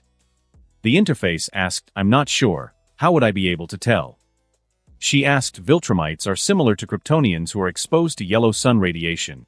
They will have super strength, super speed, flight, and invulnerability," the interface explained, and Kara's eyes widened in understanding. "Why would a Viltrumite have such an effect on me?" she asked. Viltrumites are beings that have sought to obtain genetic perfection through survival of the fittest. This has led to a biological imperative being hardwired into their DNA. They have such few members of their race that they are now hardwired to mate with the most appropriate specimen. Though this urge only affects those who've recently come of age, older members of the species have more control over themselves, the interface explains. "But that doesn't explain the way I behaved," Kara replies. Kryptonians, while similar to Viltrumites, share some rather large differences. Kryptonians have used artificial birthing for so long that in a few generations, it would have been entirely possible that you would have lost the ability to reproduce entirely, the interface stated. However, exposure to the yellow sun brings a Kryptonian into peak physical condition. The Viltrumite likely triggered your own mating instincts. As a Kryptonian, yours would have been repressed to a great extent. Therefore, it is within reason to surmise that you would not be able to control such raw instincts, just like the Viltrumite, the interface concludes. Kara feels a headache coming on from all these words, though it isn't that hard to understand. Why has it not triggered before? I've kissed human males before and never felt the urge to mate with them. It is a near impossibility that a human would be able to breed with you. Even if you did not kill them in the process, their spermatozoa would not be able to fertilize your egg. So your body would not react to them as a potential mate, just as it would not react to a dog or a cat, the interface explained. Quite rude. She thought to herself, though it did make sense. Anyone strong enough to trigger it was trying to kill her. She shuddered at the thought of being impregnated by Darkseid. Is there a way to prevent this? She asked. No, like most biological functions, they simply are. However, Kal-El suffered from a similar problem when he was younger. Perhaps he can advise you. But apart from that, I would suggest you stay away from the male, the interface replied. Kara huffs as she lays back down on the table. How long will I feel this way, she asks, though she suspects she will not like the answer. Unknown, she didn't like that answer. Even now her body ached for the way Mark made her feel regardless of any consequences. She floated off the table before shooting out of the fortress, and in only a few seconds she was in the icy cold embrace of the Atlantic Ocean. Her body was hot and she had hoped this would cool it down. Row. How did Cal deal with this? It feels like my body is going to explode, she said to herself as she lay floating on the surface. The freezing water barely helped at all. In fact, she could see a slight steam rising from her. In the end, she had to give up and head back to Smallville. She'd just have to try and stay strong, otherwise she'd lose control of her powers like she did when she first arrived on this planet. 1 week later, Batman sat in the Batcave. He was monitoring the Gotham City surveillance while running a program that would search for anyone who looked similar to Mark. He didn't want to take any chances. However, even he doubted himself. As the first couple of days went by and Mark did not show back up in Gotham, he started to believe that he had managed to get in under the radar. It wouldn't be the first time a criminal had achieved such a thing. But Mark was as green as they come when it came to crime, and wouldn't have the kinds of connections that it would take to achieve such a feat. He considered the possibility that Gotham was the first stop he made, and that he was already long gone. It frustrated him to no end. "Bruce, you really should get some sleep. If it's just surveillance, then let me or Damian take over," he heard Dick say from behind him. Before he could reply, he was cut off. "If this is as important as you're making out, then you don't want any mistakes, do you?" Batman grunted as he stood up from the chair. He turned around to see the smirking face of Dick. He didn't say anything else and just walked past him. He'd need to be rested to take Mark into custody. "Oh, and by the way, I asked and Connor said he was free and he'd make his way here," Dick said, which Batman nodded his head at. With Superman not active and Supergirl compromised, he'd need to rely on the other Kryptonian, though at this point he'd even take the dog. A crisis that threatens the very Earth, and heroes are either gone or busy, or just not suited to the task. He'd take Mark into custody soon. He didn't even want to think of what he would do with so much power at his disposal. Nothing good. Mark stood in the middle of a desert, his face a mixture of frustration and concentration as he breathed out.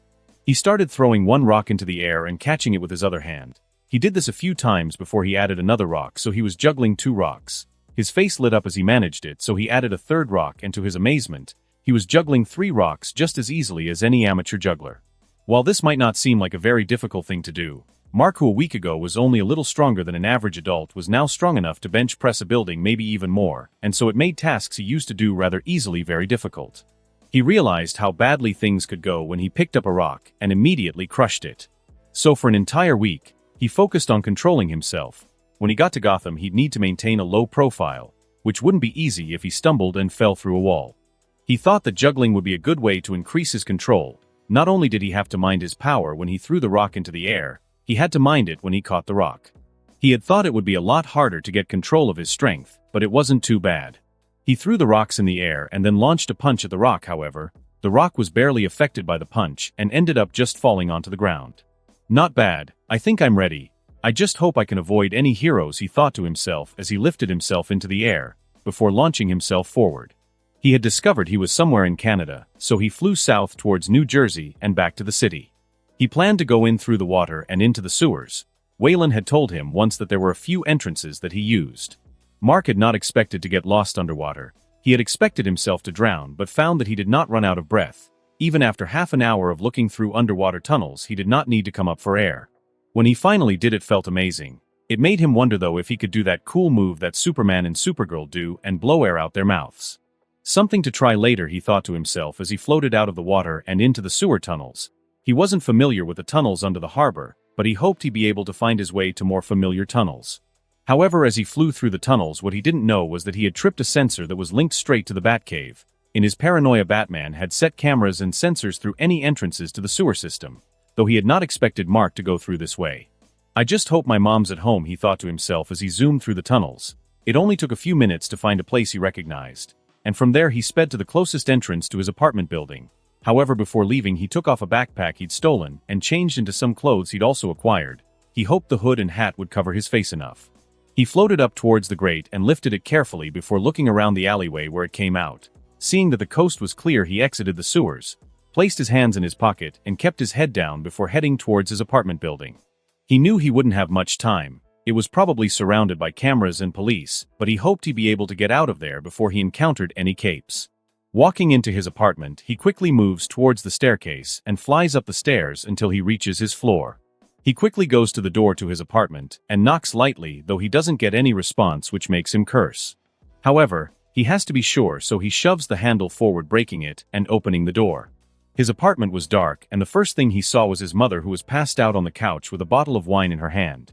It made sense as he'd essentially just gone missing for a week. He quickly runs to her and shakes her mom. "Mom." He shouts, trying to wake her. He sees her eyelids flutter as she wakes up. "Mark?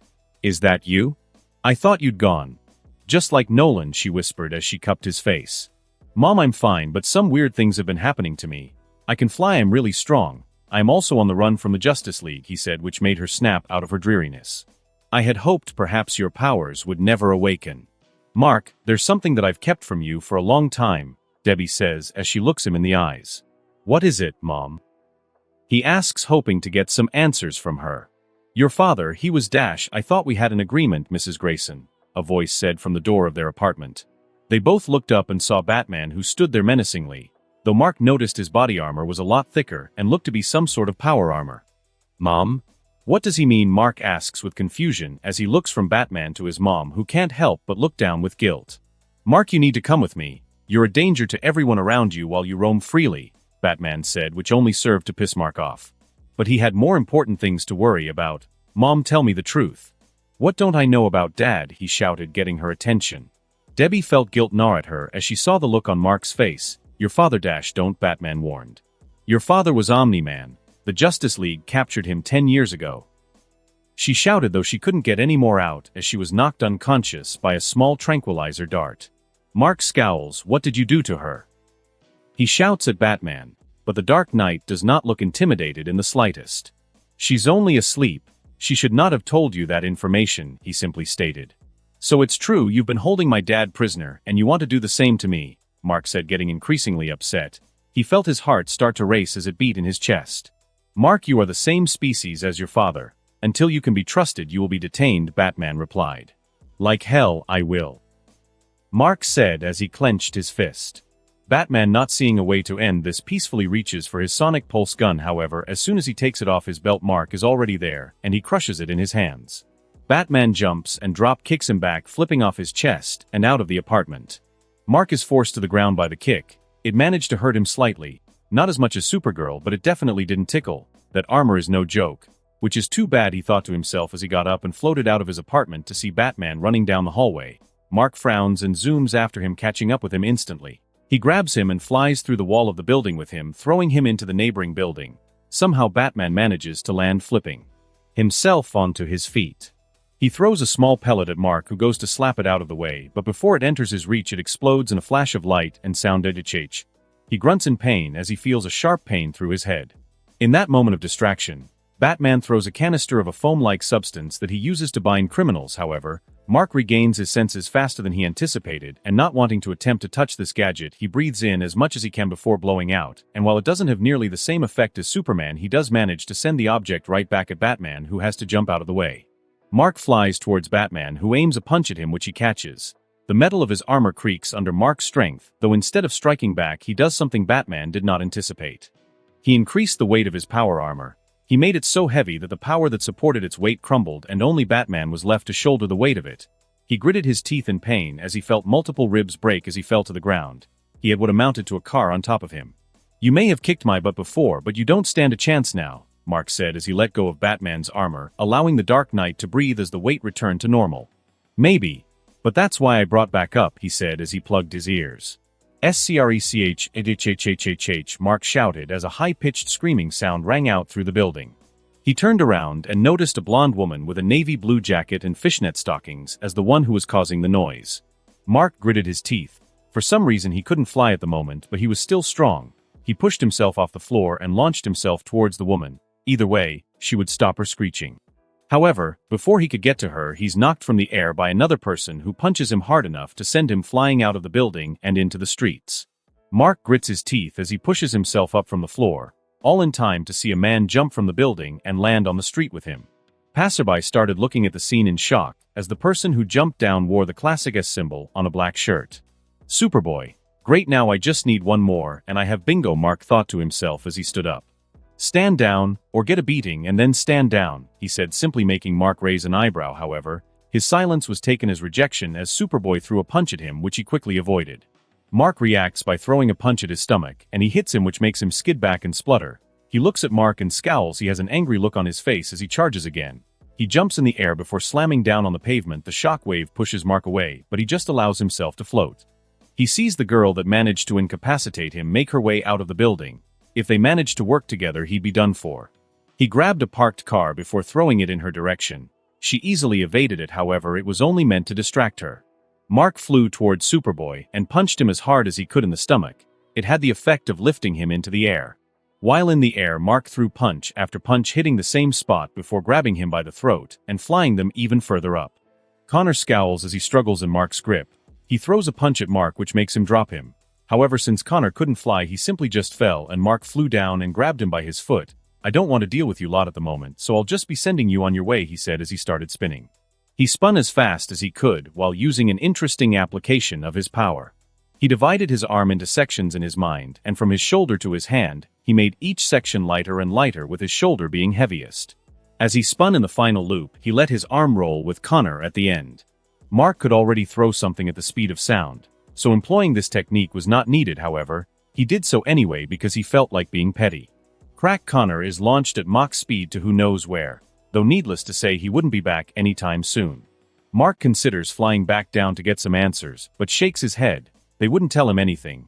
He'd have to get answers by himself. He flew off in another direction away from the city. On the ground, Batman, who had removed the power armor, grimaced. He knew it was unlikely they'd be able to contain him, but to so easily get handled left a sour taste in his mouth. The tracker he placed on Connor hadn't stopped moving. He hoped that Connor would be able to keep him occupied till they got there. 2 months later, Kara was sipping on a milkshake in one of the small cafes in Smallville. She had been utterly miserable for the past 2 months. When she heard about Mark being back in Gotham, she immediately flew there only to find that he was gone. She did get a good laugh at Batman and his ambushers. They thought that Mark was still fighting Connor, and that's why the tracker was moving so fast. But it turned out he had just been thrown. She still cracked a smile at the thought of it. But she sighed once again. Her body still ached, though it had been getting better the longer she stayed away. Probably for the best, as it was essentially like a drug, bringing her great pleasure and painful withdrawal. Though all that can be solved if I just had him with me all the time, she thought to herself with a chuckle. Though she did reprimand herself as she was sure that Barbara still liked him. Her texts over the past few months had been nothing but her updating Kara on how her private investigation was going. She was snapped out of her thoughts when her body stiffened up. Her entire body started to throb and she had to stifle a moan. She put her hand over her mouth as her face flushed red. What the hell is going on, she thought to herself as she looked around. Mark had just walked into the small cafe to get himself a drink. He'd been in Smallville now for a couple of months, and he'd chosen this hick town as it was out of the way and not very modern, meaning he could get away with no background check when he rented a house. He was lucky that the accounts he got paid into were offshore and so couldn't be frozen. He'd taken the $40,000 and hid it under a floorboard in the house he was renting. He'd be able to live comfortably until he managed to figure things out. Though as he walked into the diner, he felt his breath start to hitch and his body heat up. He felt his desire spike and he felt his blood flow down to his schlong. What the hell is happening, he thought to himself as he looked around. He breathed in heavily through his nose, and he could smell a sweet scent coming from within the cafe. He looked around to the direction the smell came from, and he saw a beautiful blonde girl with a white crop top and jeans. She also had glasses on. She looked just as worked up as he did, and it did not take him long to put 2 and 2 together. "You've got to be freaking kidding me. There's no way I'm that unlucky," he thought to himself as he made eye contact with her, while his gaze may have passed over her before. The feelings that they were both so obviously feeling made it pretty obvious who she was. Mark had to will himself to look away. Well, looks like it's time to skedaddle, he thought to himself as he immediately left the cafe and headed towards an alley so he could fly away.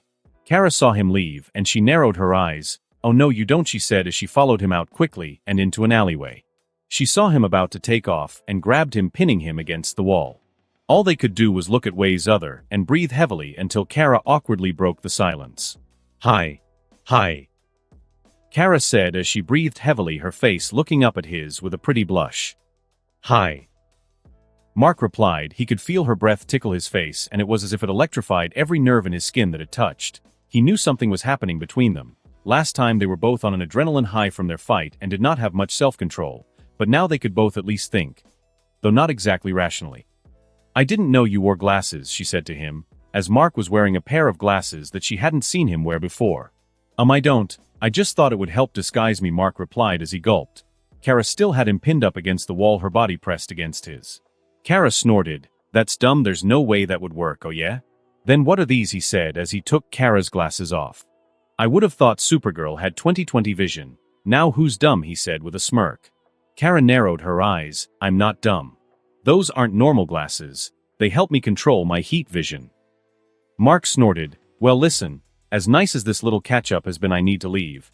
And I think you know why, he said as he felt his control slipping. Kara growled at him as he tried to push past her. She pushed him right back to the wall, cracking it. She placed her head into his neck and inhaled his scent. It was intoxicating. She felt even better than before now that she wasn't on an adrenaline rush from a fight. You can't leave, she whispered to him as her lips traced his neck. Mark didn't know what was wrong with him. He'd felt a stronger attraction to women than he did before, but it was nothing compared to how he felt when he was around Supergirl. His senses were a lot sharper than they were before, and he could smell her arousal, and she could likely smell his own. Gritting his teeth, he grabs her by the shoulders and pushes her away. Supergirl. Can't you see something is wrong? This isn't natural, he reasons. Kara, my name is Kara, she said in a breathless voice. Her voice sent tingles down his spine and aroused him even more than he already was. She started pushing herself closer to him, and he struggled to hold her back as she is a bit stronger than himself. He chuckles helplessly. I don't think you should have told me that. Aren't heroes supposed? Kara kisses him on the lips, and whatever words that were about to leave his mouth disappear as he goes from pushing her away to putting his arms around her back and pulling her in, which makes her moan into his mouth. They held each other so tightly that if one of them was normal, they would have been crushed. Why can't I control myself? Mark thinks to himself as his tongue battles with Kara's in her mouth. The sweet taste of her lips as well as a hint of strawberries can be tasted on her tongue.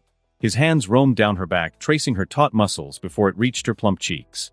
Kara felt any resistance that she had built up in the past 2 months crumble to dust as soon as Mark touched her. She once again felt like she was hooked on a drug, but she couldn't find any reason to think that it was bad. It's just biology. It can't be helped, she thought to herself as she pressed herself tightly to Mark.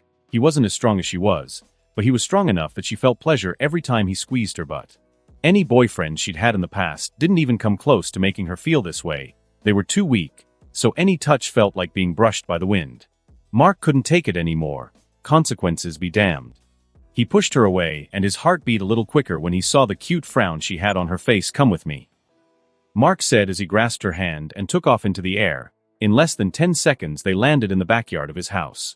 Mark tried to fish out his keys from his pocket, but Kara, who felt herself bubbling and reaching her boiling point, would not wait any longer. She turned him around before kissing him once again and jumping onto him, wrapping her legs around him. Mark stumbled backwards and ended up walking through his back door into the kitchen, completely taking it off the hinges. But at that moment he didn't care. His schlong was harder than it had ever been before, and having Kara's body attached to his own made him only think of her. He could feel the heat radiate from her groin, and it only made his need intensify. Mark lay in bed with Kara lying on his arm with her back pressed against him. How are you feeling? He asked as they both lay there. The heat they both felt from being in each other's presence wasn't affecting them anymore, as it seemed they had burned it off. However, this left them in the awkward situation they were in now, where they were now two people who barely knew each other and had just shabbowing from noon until sunset. I'm not quite sure. It feels like I should be freaking out. I mean, I just gave my virginity to someone who I don't know, Kara replied.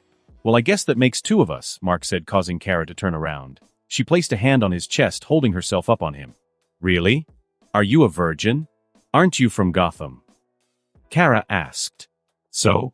Doesn't mean I'd give it up for just anyone, Mark replied. Kara raised her eyebrow. Well, she said with a smirk. This doesn't count, he said as he rolled his eyes. Kara giggled. Oh yeah? And what about the second, third, or fourth times? Did they count? She asked with a cheeky smile on her face. She moved her face closer to his own. What are you doing? He whispered to her as they stared into each other's eyes.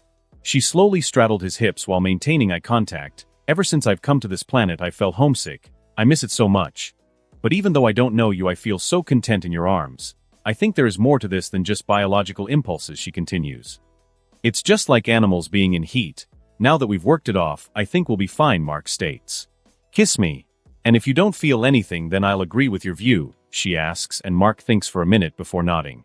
Kara leans down and presses her lips towards Mark. At first it starts as little more than a peck, but soon evolves into more as Mark prods her lips with his tongue, and she welcomes him into her mouth. Mark didn't understand what was happening. The feeling of having Kara on top of him was indescribable.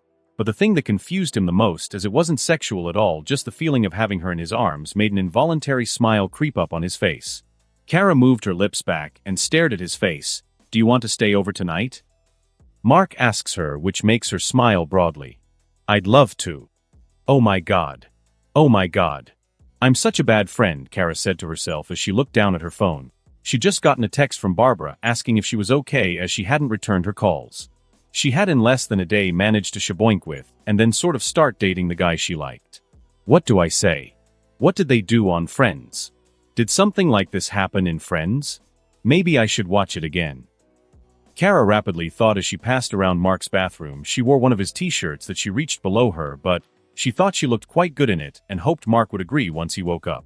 She tapped her phone in her hand as she contemplated what to do. It was then that she had a brilliant idea, something which she thought bordered on genius. I'll just keep it a secret for a while. I mean, it's not like anyone else can know. He's technically a criminal in hiding. And so Kara floated out of the bathroom and back into the bedroom happy with her foolproof plan. She snuggled back up with Mark and then drifted off to sleep once more as a sense of calmness and contentment washed over her. Batcave Batman itched his cheek, scratching the stubble that had grown there after the past few months. He'd not been able to find Mark anywhere. He'd covered half of the US at this point, and he was still at square one. He rarely slept and mostly ate when Alfred forced him to. Things had gotten a lot more dangerous. Mark knew who his dad was, and he knew that the Justice League had him. It was only a matter of time before he came sniffing around trying to find him. That could not happen. You should get some sleep, Bruce. Alfred said. You've not slept for 4 days. Batman flinched as he heard the voice from behind him. The voice chuckles. Now I know it's true. Usually, I can't get 20 feet behind you without you sensing me. Batman turns, and he's met with the S symbol in a red and blue costume. You're finally back. Could have used you a lot sooner, Clark. Batman said as he turned back around and sat down again. Clark floats down next to Batman with a sheepish smile. Sorry, Bruce, but Diana needed help. Issues with the gates of Tartarus, he explains with Batman only grunting. Now that you're back, I need all hands on deck. The worst case is a possible planet-wide invasion, Batman states. Clark's face turns serious, and he sits down to face Bruce. Fill me in. Mark was looking at the state of his house. He walked around inspecting the various holes and broken doors and sighed as his shoulders slumped. My landlord is going to kill me, he said to himself. He heard Kara giggle as she floated behind him, putting her arms around his neck, kissing him on the cheek. Maybe we could afford to be a little less rough, Mark said, but yelped when Kara bit his ear for even suggesting such a thing. Why not just build a house? Kara asked as she placed her head on his shoulder. Are you an idiot? I can't just build a house, Mark replied. I can't just build a house, she said in a mocking voice. Read a book, bastard. You have super strength and super speed. You can finish a book in like 10 minutes, but you are oversimplifying things. A lot of things go into a house, you know, Mark said with a raised eyebrow. Sounds like you're overcomplicating things. Just build a foundation and go from there. Humans do it all the time. Kara replied. Mark sighs and just chooses to ignore her. Though she does bring up a good point, he can't exactly keep living here when he spent most of his time with a girl who loved rough smashing and also happened to be capable of punching a hole through a mountain. Things to think about later, he thought to himself as he walked back into his kitchen through the destroyed back door. You know, I never got around to asking, but why are you in Smallville? Kara asked as she followed him inside. She sat down on one of the few chairs that were not broken. Mark shrugged. Needed a place to hide. Batman seems to have a hate boner for me right now. Not sure why, though he did suspect it had something to do with his dad. There was a lot he didn't know and he'd have to investigate. But for now he'd lie low and get better at using his powers. Kara makes an O with her mouth. Oh, I forgot you were a criminal. Must have been pretty good if you got Batman on you, Mark snorted. I was a criminal for less than 2 days before I ran into Batman. Mark walked over to his fridge, which was thankfully still working, and pulled some juice out. He poured both him and Kara a cup and sat next to her. Kara took a sip before looking at him. Why did you do it? Become a criminal, I mean. Mark shrugged once again. Couldn't afford college. And I hated watching my mom going to a job that she hated every day just for my sake. Was gonna do a few jobs and move us to Metropolis. Though I don't see that happening now, Mark said with a sigh. What will my cousin think of me? My boyfriend being such a hardened criminal, she said in a dramatic voice before she started laughing. Oh, so I'm your boyfriend now. A little presumptuous of you, Mark said with a raised eyebrow. Kara floated from her seat and straight onto Mark's lap, putting her arms around his shoulders. You feel it as much as I do. I feel calm and contented when I'm with you, she said with her face close to Mark's own. I also refuse to give my virginity to... What was it you humans call it? Oh yeah, a one-night stand, she continued, making Mark laugh slightly. Well, I suppose I could put up with you for a while longer. Or at least until I'm thrown in whatever jail you and your friends have, Mark said with a smile. Kara shook her head. I will keep you a secret. I'm not sure why they seem so desperate to capture you, but I will not have my first boyfriend be someone I visit in jail. Reminds me of a TV show I watched, she said with a shudder. Mark smiles at her. I appreciate the help. Since we'll be staying with each other for a while, how about you help me get started on this house you said I should build? I thought you'd never ask. Barbara sat at her desk trying to study. She was on break from her college in Burnside, but she still had to keep up with her studies or her grades would drop. Though she had other thoughts on her mind at the moment, which prevented her from concentrating on her studies. Mark had been missing for months, and she was no closer to finding him than she was before. From what she'd been able to discover, the Justice League were having trouble as well. Where could he have gone? She wondered to herself as she tapped her pen against the side of the table. Kara hadn't been talking to her either, which she found strange. She was always on her phone, so either she must have lost it or she was purposely avoiding her, though she had no clue why she would do such a thing. It was all strange. Bruce was acting worse than he normally was. In fact, she had never seen him so concerned. Not that she'd seen him much, she knew why as well. He probably worded it like, "Batgirl is compromised, she cannot be trusted, blah blah blah," she said to herself with a small giggle. "That's because you are compromised." Barbara nearly fell out of her chair and quickly turned around, holding her fists up only to put them back down, and sigh. "Could you at least warn me before invading my room?" she said with a huff as she sat back down on her chair. Batman stood before her, his cloak billowing in the wind blowing in from the window. "Your previous relationship with Mark makes you a liability. It's possible you'd let him escape or not fight him as seriously as you would someone else," Batman states. Barbara rolls her eyes. "He doesn't deserve this, that's why. He just made a mistake. He never hurt anyone," she shouts at him. "This isn't about his criminal activities. It's about something far more dangerous," Batman replies. "And what is so bad that you'd search half the country for, and have Superman and Wonder Woman searching the rest of the world?" Barbara asks, however. Batman does not reply and ignores the question. "I need anything you've managed to dig up on Mark's location, and any other information that might prove useful." Barbara laughs like hell. "You expect me to give you information for this witch hunt without even knowing why?" she said incredulously. Batman narrowed his eyes at her, but she met his gaze with an equally fierce look. She did roll back in her chair a little. When he approached her, he reached forward, making Barbara wince a tiny bit, but he didn't touch her. Instead, he reached towards her laptop and plugged in a memory stick. Scrunching her eyebrows, she looked at Batman. "Watch," he said sternly. Barbara turned in her chair and watched as a video appeared on her screen. It seemed to be CCTV footage from the Hall of Justice. A man she hadn't seen in a long time was standing at a large computer typing into it, "Omni-Man." From what she could see, it looked as if he was trying to gain access to the computer, but wasn't having much luck. The footage sped up a little until someone walked in, another person who she hadn't seen in years. Green Arrow walked into the Hall of Justice and walked up to Omni-Man, but Barbara didn't know what was said as there was no sound. She sees Omni-Man get angry and grab Green Arrow by the neck, forcing him to the console. She gasped as Green Arrow attacked him and got loose from his grasp, but Omni-Man just impaled him through the chest with his arm, killing him. Officially, Green Arrow died on a rescue mission in Nepal. His body was never recovered, but in reality, he was killed by Omni-Man after refusing to give him access to the computer, Batman explained. Omni-Man, also known as Nolan Grayson. "It took nearly an entire day for us to take him down. He is incredibly dangerous. As strong as Superman, but with hundreds of years of experience in fighting," he continued. "And Mark frees him like we believe he will try to. Nolan will likely escape and call for backup from his people." "People? You mean Mark isn't human?" Barbara asked. "The rest isn't important. What is important is that we find Mark. He can't be allowed to free his father," Batman states severely. "Why not explain this all to him? He is a good person. He wouldn't free his father if it meant he'd hurt people," Barbara asked. "It is too late for that now. Perhaps it would have been a viable option at the beginning, but now it is unlikely he'll trust anything we say," Batman replied. Barbara feels conflicted, but in the end, she can't bring herself to betray Mark. "I don't have anything. I'm just as lost as you are," she said to him. Batman looked at her for a few seconds before he turned around and left through her window. While it was true she didn't have any leads, she knew Mark and knew he wouldn't have left the States even if he could fly. She'd find him and do what she could to make sure he wasn't hurt. 1 week later. "Okay, so that should just hold itself up then," Mark said to himself as he placed a rather large log on top of another, creating the beginnings of a roof. "You know, Kara, maybe you were right. This isn't so hard." After Dash crashed, the entire structure toppled on top of Mark before he could finish his sentence. Silently cursing, he stood up, lifting the logs from on top of himself, only to see Kara, who was toppled over, laughing on the ground. "Oh, you think it's funny?" Mark asks as he floats over towards her, landing in front of the laughing woman with his arms crossed. "Very much so," she said while laughing, holding her stomach. Mark just rolls his eyes with amusement before lying down next to her. "I give up. Seems I just don't have the knack for building things. Maybe it's a Viltrumite thing."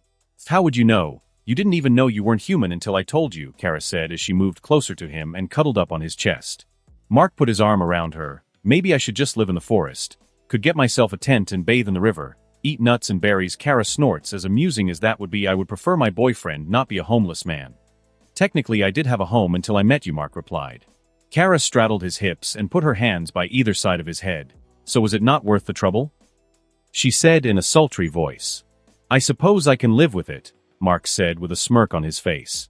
Kara giggled before moving her face closer and pressing her lips against Mark's. Mark puts his hands on her hips, holding her against himself while they explore each other's mouths with their tongues. Kara moans in contentment while she lets herself melt into Mark's embrace, though suddenly she gets an idea that makes her widen her eyes. Kellex, she shouted as she detached her lips from Mark's. I think your dirty talk could use some work, Mark said with amusement in his voice. Ass. Kellex is a Kryptonian service robot. He should be able to build a house in no time at all. Especially such a primitive house, Kara said with excitement. Rude, Mark replied. Oh, shut up. I'll be back soon, she said before getting off him and launching into the air, flying away. Barbara walked into a diner. The sound of a bell rang out as she crossed the threshold. She looked around hoping to see the person she had come to meet and was happy to see that they had come early. She walked over to the table they sat at and saw they had just gotten a coffee and were in the process of mixing some mustard into the beverage. Barbara crinkled her nose. It's good to see you, Corey. It's been too long, Barbara said with a smile. Coriandar looked up and smiled brightly. Yes. Friend Barbara, it has indeed been a long time since we have hung out. Barbara smiled as she sat down. She really hasn't changed at all, she thought to herself. Dick had introduced the two of them together when she had first come to the planet. She thought it was a shame the two never dated. A lot of their friends believed it would happen, but it never did. But Corey is a sweet girl and as good a friend as any to have, which is why she came all this way to help Barbara without even knowing why. I appreciate you coming. You're the only person I can ask who might know something, Barbara said with a sigh. I am glad that I came to mind. I'm always happy to help a friend, Corey said with a sweet smile as she downed her coffee in one go. Barbara had done some more investigating and had even managed to get partial access to the Bat computer. She'd only managed to discover that Omni-Man and by extension, a Mark were from a race of people called Viltrumites. As one of the only aliens she could trust to keep her secrets, she called Corey down to see if she knew anything about them. Barbara leans in close. While you still lived on Tamarin, did you ever encounter a race of people known as the Viltrumites? As soon as the words left her mouth, Corey seemed to explode in excitement. Yes. Viltrumites were an important part of my home world, she said. At first they came to conquer, but when they discovered the compatibility our two races had, they instead offered protection, as long as their people could breed with ours, she explained. Though a long time before I was born they disappeared and no longer protected our planet, she said sadly. Barbara couldn't believe what she was hearing. The way Bruce had described them was that they were a ruthless people, but it was clear they could be reasoned with, so she didn't understand why he was so concerned. He'd only met two Viltrumites. Why do you wish to know about the Viltrumites, friend Barbara? Corey asked with a curious expression. My friend Mark, he's being chased by the Justice League because they think he's dangerous. He is a Viltrumite, or at least half Viltrumite, she explained as she looked down at the table. When she looked back up she couldn't help but frown as Corey was gone. She turned around and saw her pushing herself off the ground, flying into the air. What the hell, she thought to herself. Her phone then beeped with a text message. Corey, sorry friend Barbara, but I realized that I had something I needed to do. Barbara couldn't help but raise an eyebrow at the timing of her departure. Barbara, it has nothing to do with the conversation we just had. Corey, no. Barbara, deadpan face. 2 weeks later. Okay, I have to admit, you're a genius, or at least Kellex is, Mark said as he looked at his newly built house in a forest by a small lake. Kara stood next to him looking smug. I even told him to reinforce the structure and make it heat-resistant. Mark smiled as he grabbed Kara by the waist. Wow, isn't my girlfriend smart? Though I'm glad she won't knock down this house too, he said with amusement. Kara gave him a mischievous smile as she wrapped her arms around his neck. I wouldn't speak too soon. Who knows what might happen, she said before kissing him on the lips. Mark sighed in contentment as she kissed him lovingly. Not in an intense passion like they did when they shaboinked, but a serene, loving kiss. He was concerned at first when he and Kara first got together. He thought that maybe it was just a result of some biological impulses, or maybe even something more sinister. He couldn't explain why he felt so attached to her and her to him, but after a couple of weeks he stopped caring. These few weeks had been some of the best in a very long time, so he'd ignore anything trying to ruin it. Kara got a beep from her phone. She detached her lips and looked down before cursing, I have to go. Ma and Pa are getting suspicious, and I can't keep telling them I'm staying at friends. Last thing I want is them telling Cal, she said, though it looked as if it pained her to leave. Mark, who felt equally sad, just smiled. It's okay, go and reassure them. I'll still be here. Kara kissed him passionately before backing up and taking off into the sky. Mark looked up and watched her disappear above the clouds. He then looked down and sighed, wondering what he should do. Maybe I should get into gardening, he said to himself. Kara landed on the front porch of the Kent farmhouse. Ma. Pa. I'm home, she said as she walked in through the door. Nice to see you. Kara looked to her left, and cleaning the dishes was her cousin, Kal-El. Kara tried to keep herself composed as she nervously smiled. Hey Cal, I didn't know you'd be dropping by since you're so busy, and all, she said as she rubbed her hands together. I thought I could use a bit of a break, and maybe take some time to visit my younger cousin, he said, though Kara still couldn't see his face, so had no clue if he was angry or happy or whatever. When I arrived, they told me you'd been gone nearly a month. Everything has been okay? He asked. Yeah, I was just staying with Barbara. You know how us girls are, she said with a small nervous chuckle. Clark chuckled as well. That's funny. Bruce visited Barbara, and not once did he mention you visiting her. She hasn't even gotten a text from you. Kara was starting to sweat. Cal, what is this about?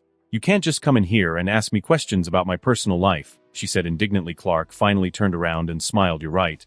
You are an adult now, so you deserve some privacy. He then walked past her and out onto the front lawn.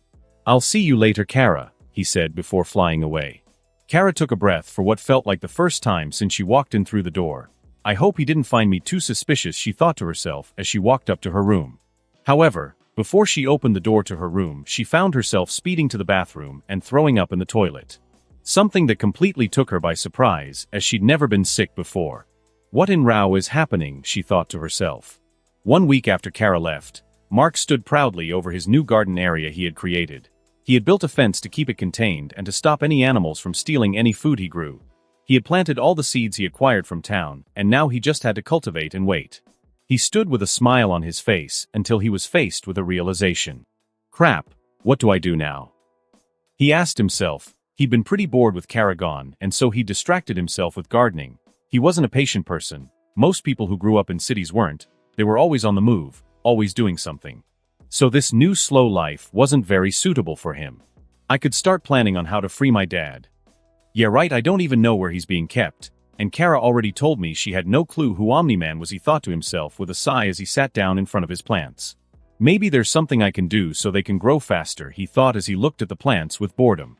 He remembered hearing a story once about golden apples that would make you immortal, though when planted all plant life around it would flourish.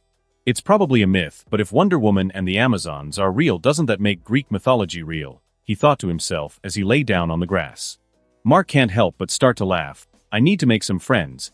I can't believe I considered just going to hunt for a mythical apple. Mark got up and floated into the air. I'll just go visit Kara, he thought to himself as he flew through the forest, dodging through trees and flying towards the Kent farm.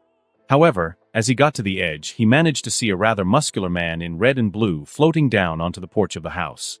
Mark paused midair, putting his hand to his mouth. He knew Superman had enhanced hearing. Hopefully the sound of him flying could just be narrowed down to a bird or the wind. When he saw Superman not turning around, he relaxed slightly. I guess hunting for a golden apple it is, he thought to himself as he carefully flew back the way he came and into the sky. Clark had just landed on the front porch of his childhood home. He felt slightly guilty at how he treated Kara the last time he saw her. He didn't want to put her on the spot like that, but Bruce was suspicious of her. He thinks she may have had contact with Mark, and while Clark thinks that it is possible, he would prefer to take her at her word. As he lands, he sees his father, Jonathan Kent, come out. Clark. I'm glad you're here, he said as he pulled his adoptive son into a hug. Me too, Pa, though from the phone call, it sounded urgent. Is something wrong? Clark asked with genuine concern on his face. We aren't sure. It's Kara. She's been acting strange this past week. She won't come out of her room during the day, and at night she raids the fridge, emptying it. I haven't even seen her cook anything. We had a whole raw chicken in the fridge yesterday, and this morning, poof. It was gone, bones and all. Jonathan explained. Could she be sick? Jonathan asked. Clark shakes his head as they both walk inside. Nothing earth-based. It would have to be specially engineered for us, he replied. Clark then looks to Jonathan. Where is Ma? He asked as he couldn't see her in the house at all. She offered to go on a food run while I watched Kara. She thought maybe some ice cream or something sweet might cheer the girl up, Jonathan said, getting a nod from Clark. I'll go see if I can talk to her, he said as he walked up the stairs and to the end of the hallway where Kara's room was. He knocked on the door lightly but received no answer. He turned the doorknob and slowly opened the door. Crash, he jumps in surprise as a glass cup is thrown at him. It smashes against the wall right next to the door. I know it's you, Cal. Go away. She shouted. Clark opened the door fully and walked in. The lights were all off and Kara was in what looked to be a fortress of blankets and pillows. Kara? Is everything okay? He said as he slowly approached. I'm fine. Why does everyone keep asking that? I'm just a little tired these days, Kara said as she held the blankets tighter to herself. They're just worried about you. You've been acting pretty strange this past week, Clark said as he got closer to the bed. Kara removes the blanket from around her head and looks up at Clark with teary eyes. They said I'm strange. I'm not strange, Kara said as she started to sob. Clark finds himself speechless as he had no clue how he'd managed to make her cry like that. I didn't mean it, Kara. You're perfectly normal, but I think there might be something wrong with you. You could be sick, Clark said, backtracking a bit in his words. Kara continued to sob. I just need some ice cream and peppers, she said through tears as she wiped her eyes. How about I take you for some ice cream? I'm sure we can get peppers as well, Clark said nervously as he unwrapped the blanket from around Kara. She was still in her pajamas, and he hoped he could get her to put some real clothes on before they left, hopefully without making her cry again. I don't want to go out. I'm gross. I don't want anyone to see me, she replied as she put the covers back over herself. Come on, it'll be fine. I promise people won't stare, Clark said as he tried to reassure her. Then we can take a trip to the Batcave and see. One moment Clark was talking, and the next he was flying away from the house. Kara had just punched him straight through the wall and launched him across the farm. He went through the barn and was stopped when he slammed into a tracker. He rubbed his jaw, which ached. She certainly didn't hold back with that punch, Clark thought to himself. Kara flew out of her room, her eyes burning red. You lied. It was all a trick to get me to the Batcave so Batman can do weird bat things to me, she shouted as she clenched her fists. Kara, calm down. We just want to take a look at you and make sure you're okay, Clark said, but couldn't say any more as he was once again punched by Kara and then hit with her heat vision. I am fine. Can't you see? There's nothing wrong with me, she shouts as she unleashes a wide burst of heat vision on Clark. Clark zooms towards Kara, trying to get her in a hold and stop her, but in a feat of speed he'd never seen before turns around, kicking him to the ground. Clark groans in a mixture of pain and frustration. Kara, what if something is wrong with you? Unless we find out, we won't know. It could end up turning you into a hideous monster for all we know. Kara pauses, her blazing red eyes returning to normal. She then breaks down in tears, even worse than before. Clark flies up towards her. Kara, what's wrong? He said, not sure what set her off. Kara looks at him with tears running down her face. You said I'm gonna turn ugly, she said as she started inconsolably crying. No, I meant it could do if we don't treat you. Don't worry, Bruce won't do anything bad to you, Clark said as he rubbed her back. She looks up at him with her blue teary eyes. He won't turn me into a bat? No, I promised to tell him not to turn you into a bat, Clark said sincerely. Can we still get ice cream? She said as she sniffled. Of course, with all the peppers you want, Clark said as he led her back to the Kent farmhouse. Mark sat in a coffee shop enjoying a drink. He felt a bit foolish looking for something so stupid, but he had nothing better to do. He had no idea where to start looking for his dad. Well, that wasn't quite true, but he didn't think he had the skill or expertise to break into the Hall of Justice at the moment. Though he didn't need it, he just needed to find someone who did. He just needed to start getting as strong as he could. He got lucky so far that they hadn't sent any of the big guns after him, but that luck wouldn't last forever. As he sipped his drink, he sat back in his chair wondering where to start. He studied a bit of Greek mythology in school, which is why he'd come to Morocco. If the garden were anywhere, it would be here, where the Atlas Mountains start or end. He supposed he could just fly up and search if he didn't have any luck with the locals. But that would take pretty long, and he isn't sure that would work. If it was that simple, loads of people would have found it by now, unless they were dead, he thought to himself. There is also the possibility that it isn't in Morocco at all but Arcadia. Mark didn't think about that. Mark stood up from his table, putting some cash down to pay for the coffee, which he quickly downed to pump himself up. All right, let's go, he said before speeding off into the crowds. He was headed to the oldest library in Fez, which was in turn the oldest city in Morocco. He hoped he'd be able to find some answers there, or at least get a lead. It's weird how quickly I decided to come on this trip, he thought to himself as he moved through the crowds. Maybe I have ADHD. Gotham crap, Debbie thought to herself as the bags of her groceries split open and fell all over the floor, right in front of her doorstep as well. Deborah Grayson had not been having a good time as of late. Ever since Mark had escaped Gotham and been on the run, she'd been quite the mess. She got fired from her job and was currently looking for work, though she was having trouble in that regard. Apparently your son going missing isn't an excuse not to work, she thought to herself sourly. She took her keys out of her pocket and opened the front door to her empty apartment, or at least she thought it was empty. As she grabbed her groceries off the floor and placed them on the kitchen counter, she heard rustling from Mark's room. She frowns before reaching into her purse and grasping the small handgun she kept on her, a habit from spending years in Gotham. She quietly and carefully approached the room with the gun pointed forward. She saw Mark's door, which was usually shut, was open, so she slowly pushed the door the rest of the way. However, instead of being met with the sight of a thief or a murderer, it was a 6'4" orange woman with long red hair. She was currently bent over and rummaging through Mark's wardrobe. "Don't move," Debbie warned as she trained her gun on the orange woman. The girl stopped rummaging and went completely still. She was still bent over, half engulfed in the wardrobe. "What are you doing?" Debbie shouted at her as she kept her upper half in the wardrobe. In a muffled voice, she heard, "You said not to move. Is this girl an idiot?" Debbie thought to herself before sighing. She didn't want to deal with this right now. She just wanted to sit on the sofa and finish a bottle of wine before falling asleep. "You can get out of my son's wardrobe," Debbie said with slight irritation in her voice. The woman moved backwards and removed herself from the wardrobe, standing at her full height. She turned around with a broad smile on her face. "Thank you very much, friend. It was getting to be rather hot in there," she said with a short bow. "Who are you and what are you doing in my home? And why are you going through my son's clothes?" Debbie asked, not in the mood for pleasantries.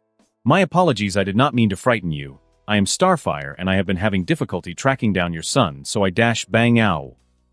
Starfire cried as she rubbed her shoulder where the bullet had impacted. Seeing that the first shot had no effect, Debbie went to shoot again, but Starfire held her hands up in surrender. "Please, I mean no harm. I only wish to find this Mark Grayson," she explained. "Yes, I know. And once you've found him, you'll capture him and throw him into whatever hole you're keeping my husband," Debbie shouted. Starfire only looked at her with a horrified expression. "Why would I ever do such a thing? Viltrumites are honored in my home world. Even when they disappeared, we were still taught of their importance to our world." Debbie narrowed her eyes at the woman. While her natural instinct was to doubt her words, she seemed way too earnest to lie, and it was quite obvious that she wasn't human, so she could be telling the truth. She decided to give the woman the benefit of the doubt, so she put her handgun down. "Why do you want to find my son?" she asked in a much calmer voice. Starfire smiled broadly. "Oh, every Tamaranian girl dreams of being swept off her feet by a strong male from Viltrum. Unfortunately, by the time I was born they had already been gone for a while, so I am very excited to meet him," she said as her eyes started to glow slightly. Debbie raised her eyebrow at the woman. "I'm afraid you won't find anything here that will help you find him. Even though I don't know where he is." All the excitement seemed to leave Starfire as her shoulders seemed to slump. Debbie even felt slightly bad as Starfire looked like a kicked puppy more than anything else. She sighed and hoped she didn't regret what she was about to do. "I've washed all of Mark's clothes and bedding, but I haven't cleaned his room. You might be able to find something under there," she advised, and then decided to go to the front room and start drinking. Starfire lifted Mark's bed with one arm, quickly looking around the cluttered mess underneath his bed. Her eyes pulsed with green light as she saw tucked into a corner were a pair of underwear. She quickly snatched them up before lowering the bed back down. She held the underwear up, seeing a dried, damp patch in front. She held them to her face and inhaled.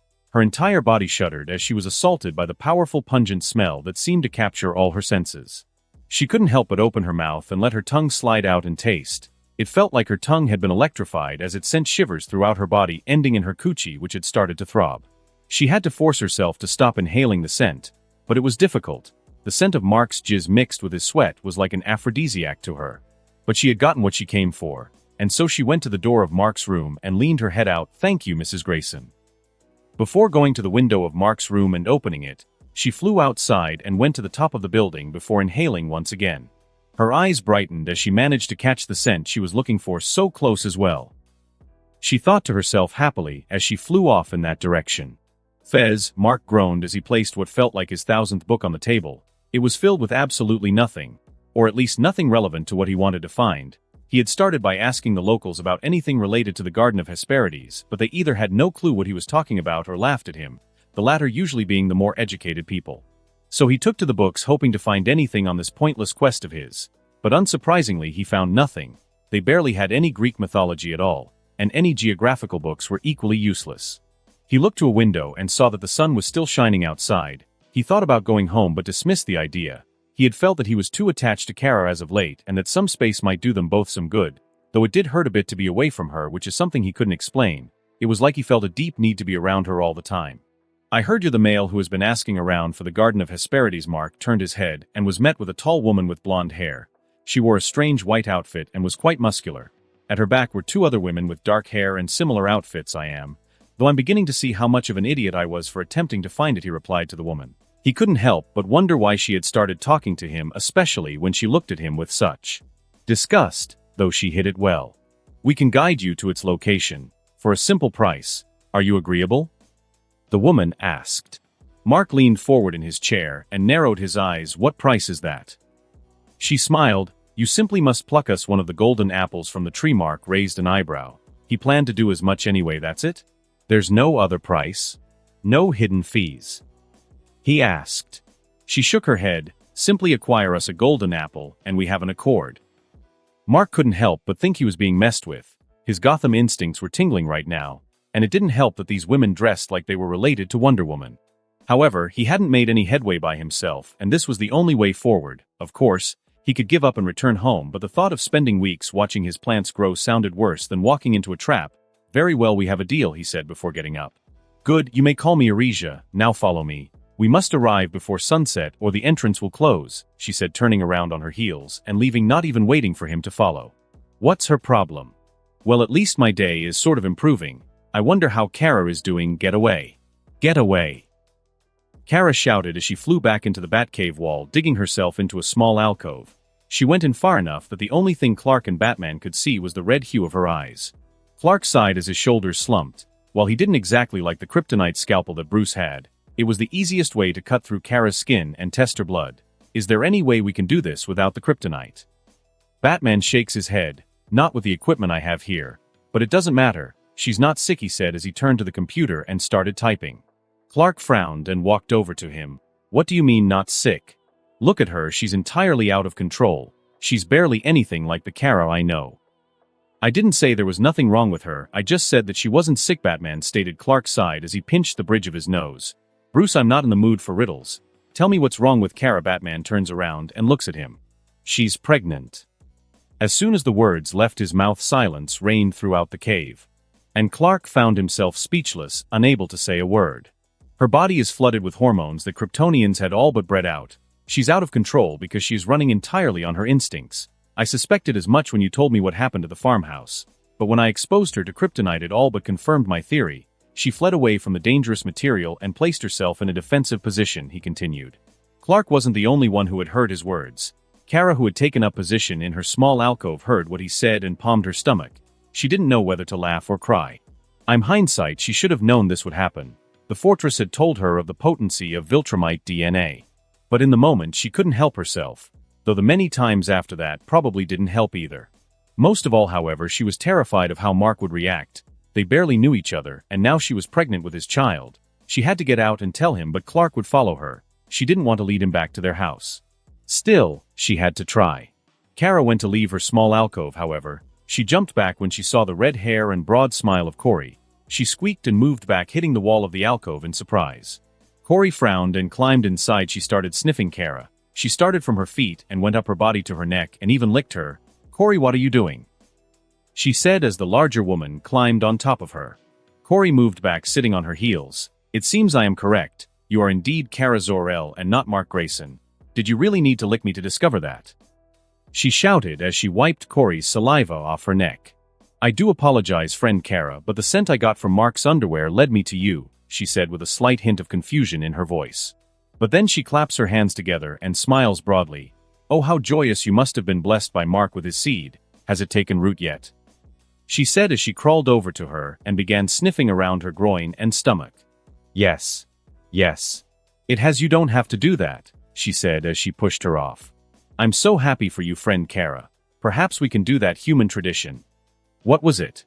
"The showering of the baby, yes," she asked as she tapped her chin. Batman was listening in on their conversation. He had cameras and microphones installed throughout the entire Batcave. He knew that Starfire had entered through the waterfall but chose not to mention it as he wanted to know if she had any information, which she did. If Mark was nearby, then it's likely Starfire would be able to smell him. He'd just need to plant a tracker on her. However, Batman is snapped out of his thoughts by the sound of metal creaking and breaking. He looks to his right and sees Clark, who is gritting his teeth in pure rage as his eyes glow red. "Bruce, give me the best estimate you have. Kansas, that's where Supergirl spent the past few months. They would have had to have been in close proximity for any biological reactions," he said. However, before he could say anything else, Superman was gone in a blur. Crack. The shockwave of him breaking the sound barrier shattered the screens and any glass objects in the vicinity, which only made Batman grunt in displeasure. Mark had followed Arisia and her companions outside of the city and into the forest. He was slightly pleased with himself when he saw they headed for the Atlas Mountains, as that was where he theorized the garden to be. "The first smart thing I've done in a while," he thought to himself as he lagged behind them a little bit. He did walk in front of them for a while, but he had caught them glaring at him a couple of times, which made him more than a bit uncomfortable. There was something off about these girls. He could guess they weren't entirely normal, but he couldn't decipher what made them so strange. Are they Amazons? He thought to himself, but then he shook that thought off. Wonder Woman was the only person to ever leave her home, or that's what she'd said in an interview once. They were probably just people who wanted a shot at immortality, which Mark didn't care too much about. Most immortals were probably pricks, so if they wanted to live with them for company, he wouldn't stop them. "We are getting close," Arisia said to him in a curt voice, not even turning around to look at him. Mark raised his eyebrow. "You know, you girls look at me like I'm actual human waste. Now I know you're not from Gotham, so what's your deal? How dare you speak to her like that, you insolent Marina." "He simply does not know his place yet," Arisia said as she cut her off. Mark sighed. "Just get the apple and leave. Don't make this into a bigger problem," he thought to himself. "To answer your question, male, it is an involuntary response. Every time your gaze passes over us, we struggle not to retch. So please try not to be offended," Arisia explained. "I'll try," Mark said with a stupefied look on his face. He supposed he was quite impressed how she could insult him while offering an apology. Though it was obvious why. She needed him to get the apples, as she wasn't able to for whatever reason. Mark decided to keep silent the rest of the trip. He doubted he could get much useful conversation out of them. Maybe they are from Gotham, he thought to himself with a slight chuckle. However, he had to wipe the smile off his face when one of the women turned around and scowled. They walked for another hour before they stopped. "We are here," Arisia said as she pointed towards the bottom of the Atlas Mountain, which was just a flat rock wall. Mark looked closer, but he didn't see anything. "I don't see anything but the mountain," he said to her. Arisia just muttered something under her breath. It sounded a lot like "stupid male," but Mark chose to ignore it. "It will only show itself once the last light of the sun shines upon it," she explained. Mark nodded his head in understanding before he went and leaned against a tree and waited for the sun to set. Though that was easier said than done, he brought out his phone that he bought in Morocco and started to text someone. It would probably cost him a lot, but when it was between that and making small talk with these women, he'd rather go broke again. "Mark. Hey Kara, it's Mark. How have you been?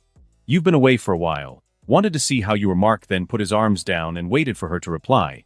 He was kind of creeped out when he saw the two companions of Arisia staring intently at him, or perhaps at the phone he was using. "Kara, hello Mark, I am well, and it has indeed been a while since we've seen each other. Perhaps you could tell me your location and we could engage in relations." Mark raised an eyebrow at the message. He'd spent quite a bit of time with Kara. This was someone else, or someone did a body snatch. "Mark, who is this?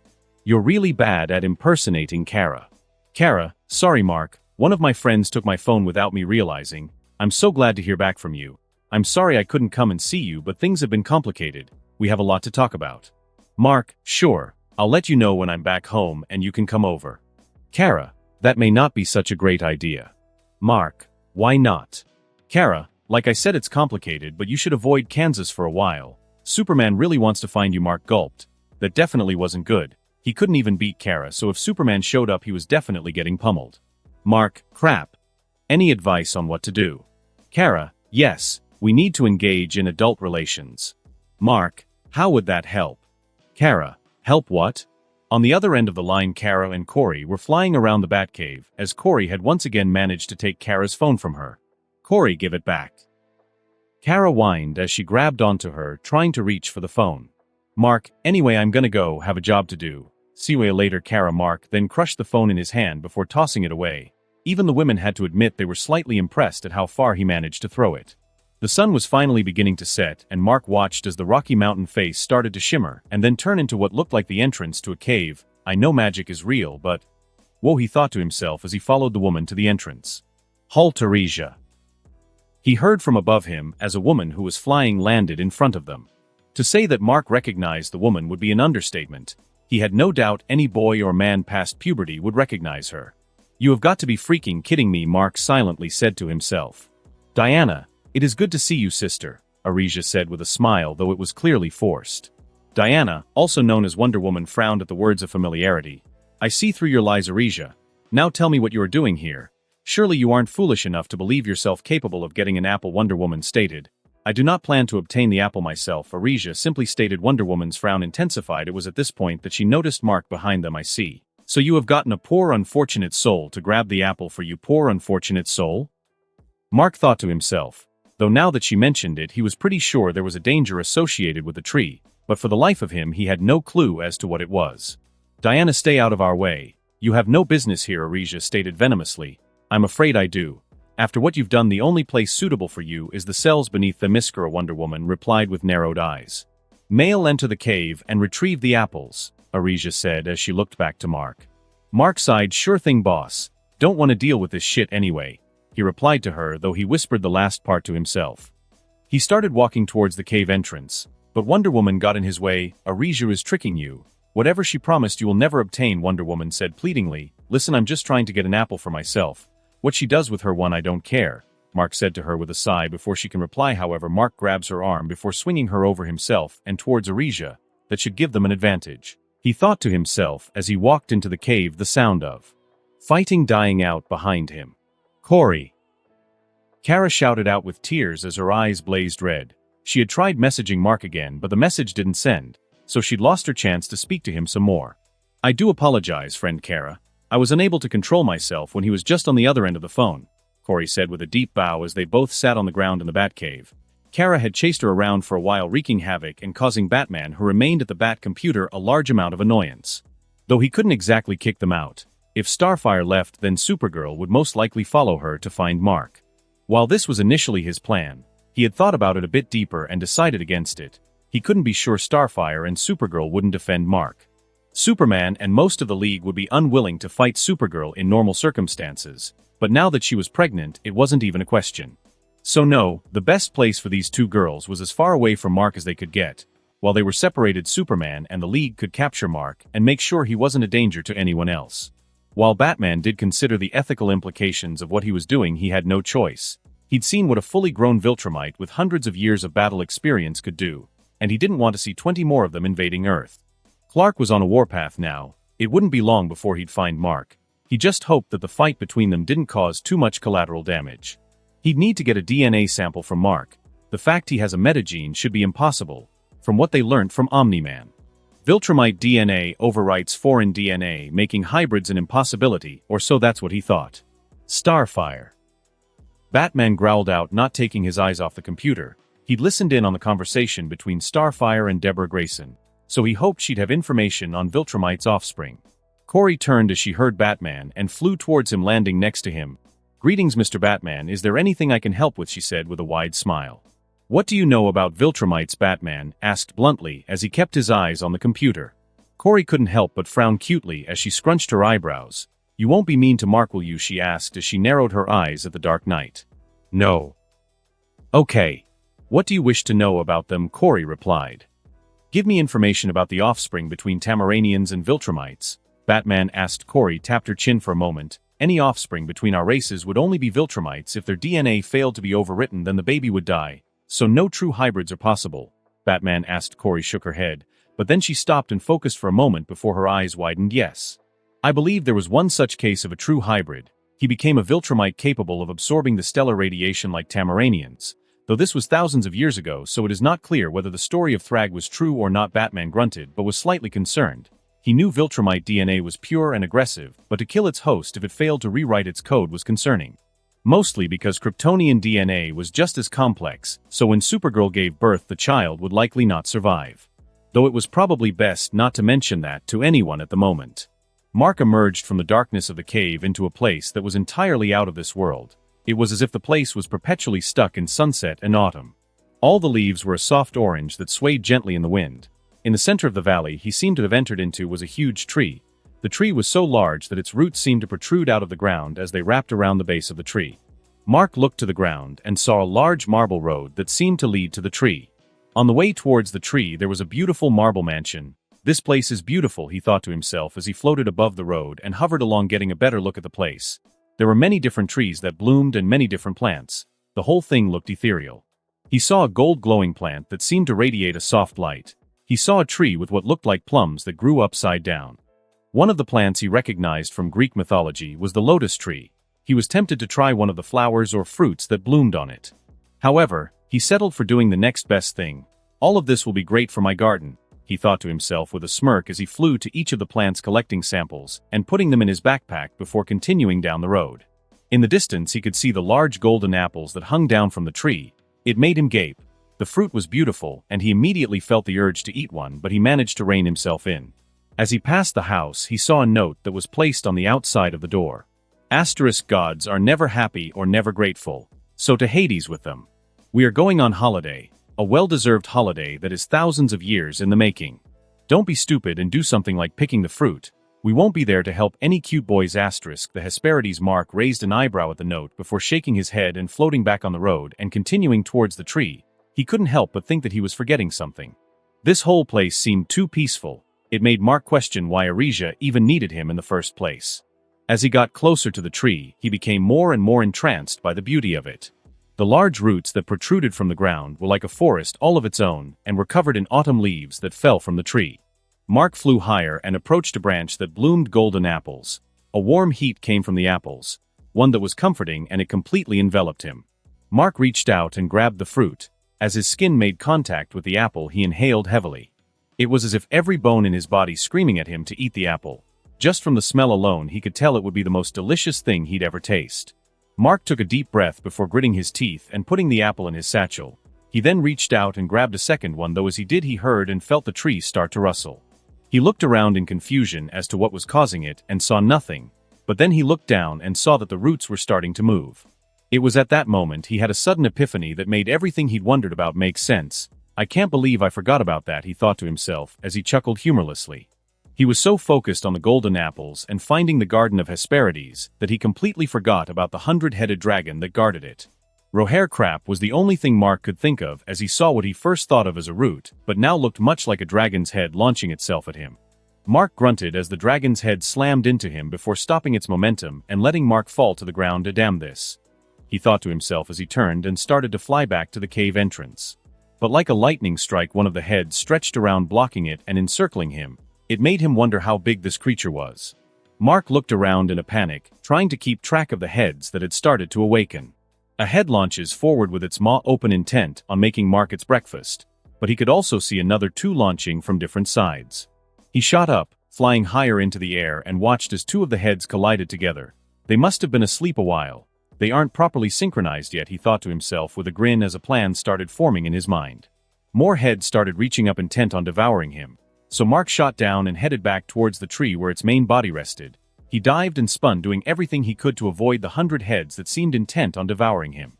Though he did start to worry a bit more when he saw fire leaking from one of their mouths. It seemed that it wasn't yet able to breathe fire. Mark pushed his speed as far as it could go while still being able to fully maneuver. It was difficult, like trying to dodge leaves from a shaken tree. Eventually, though, one of the creatures managed to hit him with a swing of its neck, and he was launched away, hitting another head hard enough to make it roar in pain. Mark's eyes widened as he saw dozens of dragon heads all coming his way, and he quickly made himself heavy while allowing himself to fall to the ground, though he quickly changed it and made himself as light as he could. He flew back towards the tree, punching and dodging the heads as they approached him. He looked behind him and a couple of dozen heads were following after him. He smirked as his plan was working. He flew around the tree, spiraling upwards before dipping down underneath the heads that followed him. What it resulted in was a large majority of the heads being tangled up in themselves, and only a dozen or so left free to stop him from escaping. Now this is a more fair fight, Mark said as he punched his fist into his other hand. Diana breathed heavily as she was on one knee in front of her former sisters. She chastised herself for letting down her guard and letting Arisia hit her with whatever gas she released from the canister, though whatever it was slowly drained her and allowed her sisters to gain the upper hand for a while. Though when she finally beat them back, Arisia had managed to take her lasso and wrap it around her. So here she was at her former sister's mercy. She just wished she could have stopped the male from throwing his life away. Diana, please reconsider. Think of the progress this world will make once man is out of the way. Diana, still breathing heavily, looks up at Arisia. Man can change. I've met men who inspire hope and bring justice, she breathed out. Artesia just scowled. No matter how you feel about them now, you will see that I am right. Men can only offer disappointment, but have no fear, as I will do what you refuse to. I shall shoulder the burden of making this world a paradise like Themyscira," she continued with a wide smile. However, before Diana can reply, they hear sounds coming from the entrance to the Garden of Hesperides. This eventually turns into Mark, who stumbles out, his clothing ripped and covered in bruises and cuts. To say the women were surprised would be an understatement. All four of them expected Mark to die a horrible death. "Thanks for the warning about the dragon," Mark said drily as he walked over to them.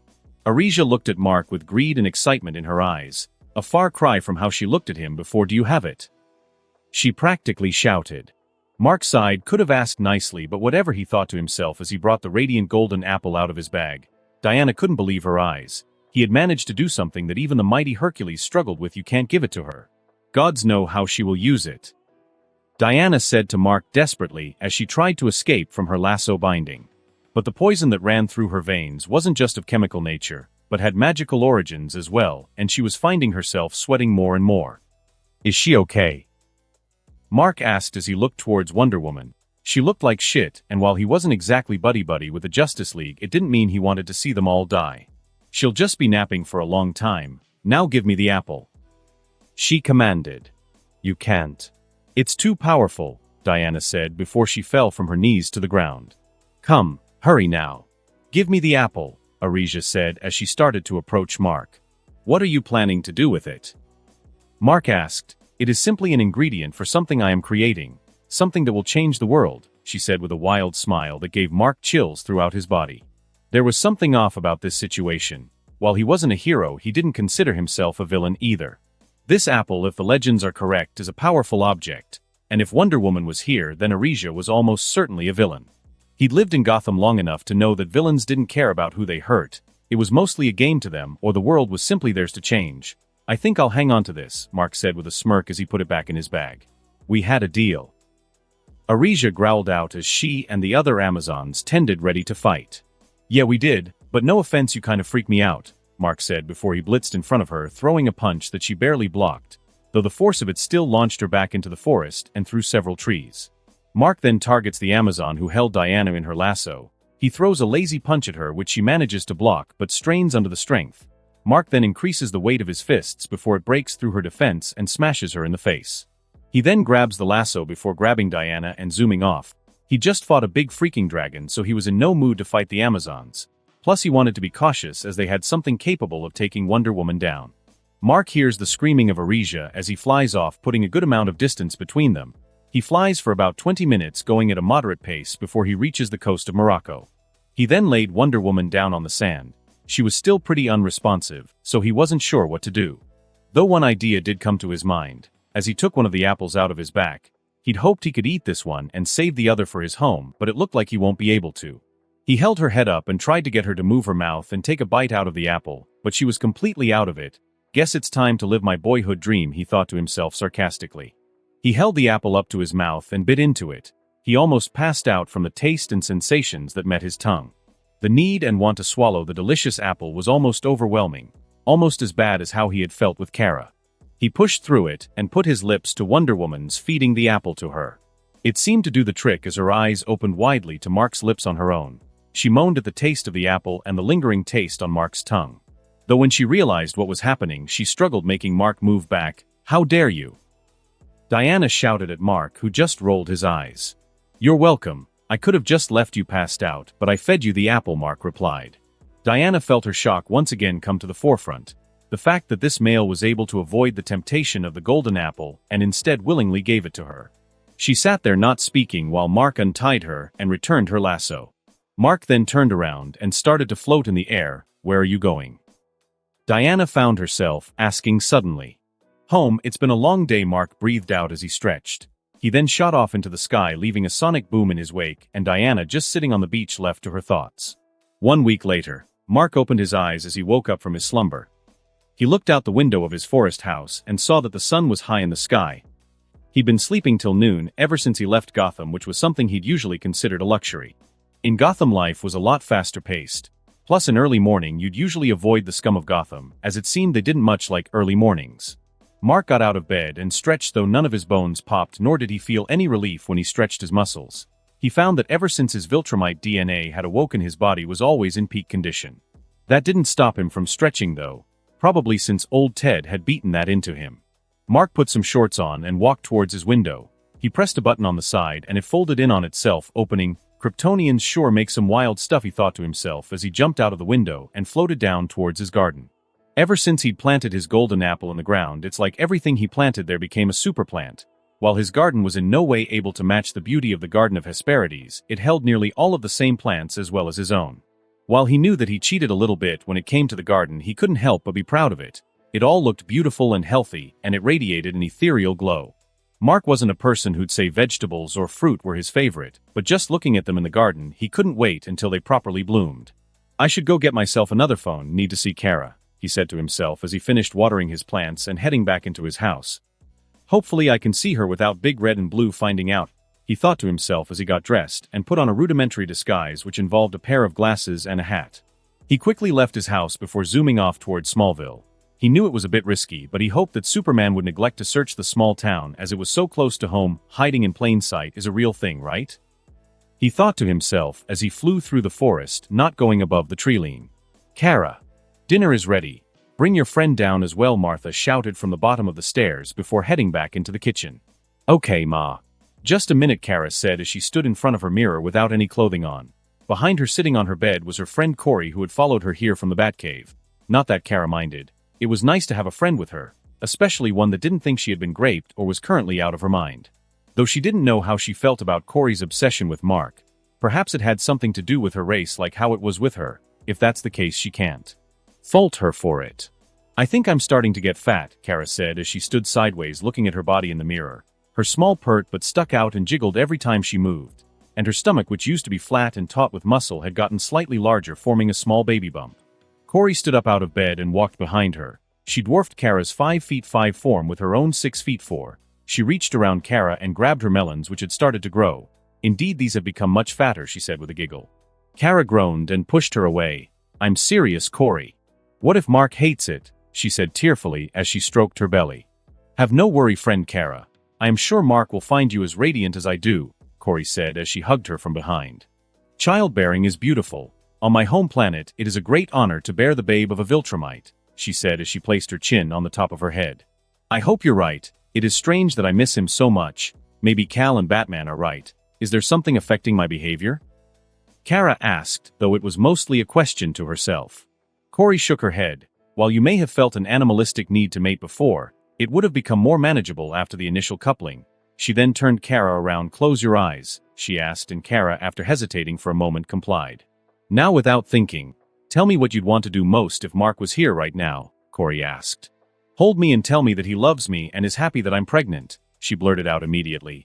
Corey saw that Kara surprised herself with that answer as she opened her eyes immediately after and had a cute look of confusion on her face. Corey just smiled at her. If it was not real, then you'd only wish Mark was here to engage in relations with you. But your first thought was to seek comfort from him, she said as she stroked her hair. Kara smiled and nodded her head. Thank you, Corey, she said as she hugged the taller girl, ignoring the fact that her face was pressed into the taller girl's large melons. I do hope Mark likes me when we see him. It would be quite shameful should he find my appearance repulsive, Corey said as she hugged Kara. Even though she put up a brave front for her friend, she had insecurities of her own, as in her mind she wasn't just meeting another person but someone from legend. It was akin to a human meeting their favorite book character in reality. Kara looked up clearly, not understanding the meaning of her words. He will think you're amazing just like I do, she said with a smile as she hugged the taller girl tighter. Corey couldn't help the small blush that appeared on her face. Just as you do. Kara, how scandalous. Especially when we both stand here without any clothing, she thought to herself. Kara. Dinner is getting cold. They both jumped as they heard Martha shout once again. Kara detached herself from Corey and started getting dressed. Come on, we shouldn't keep them waiting much longer. This really isn't a good idea, Barb, Dick Grayson said as he watched Barbara typing away on the Bat computer.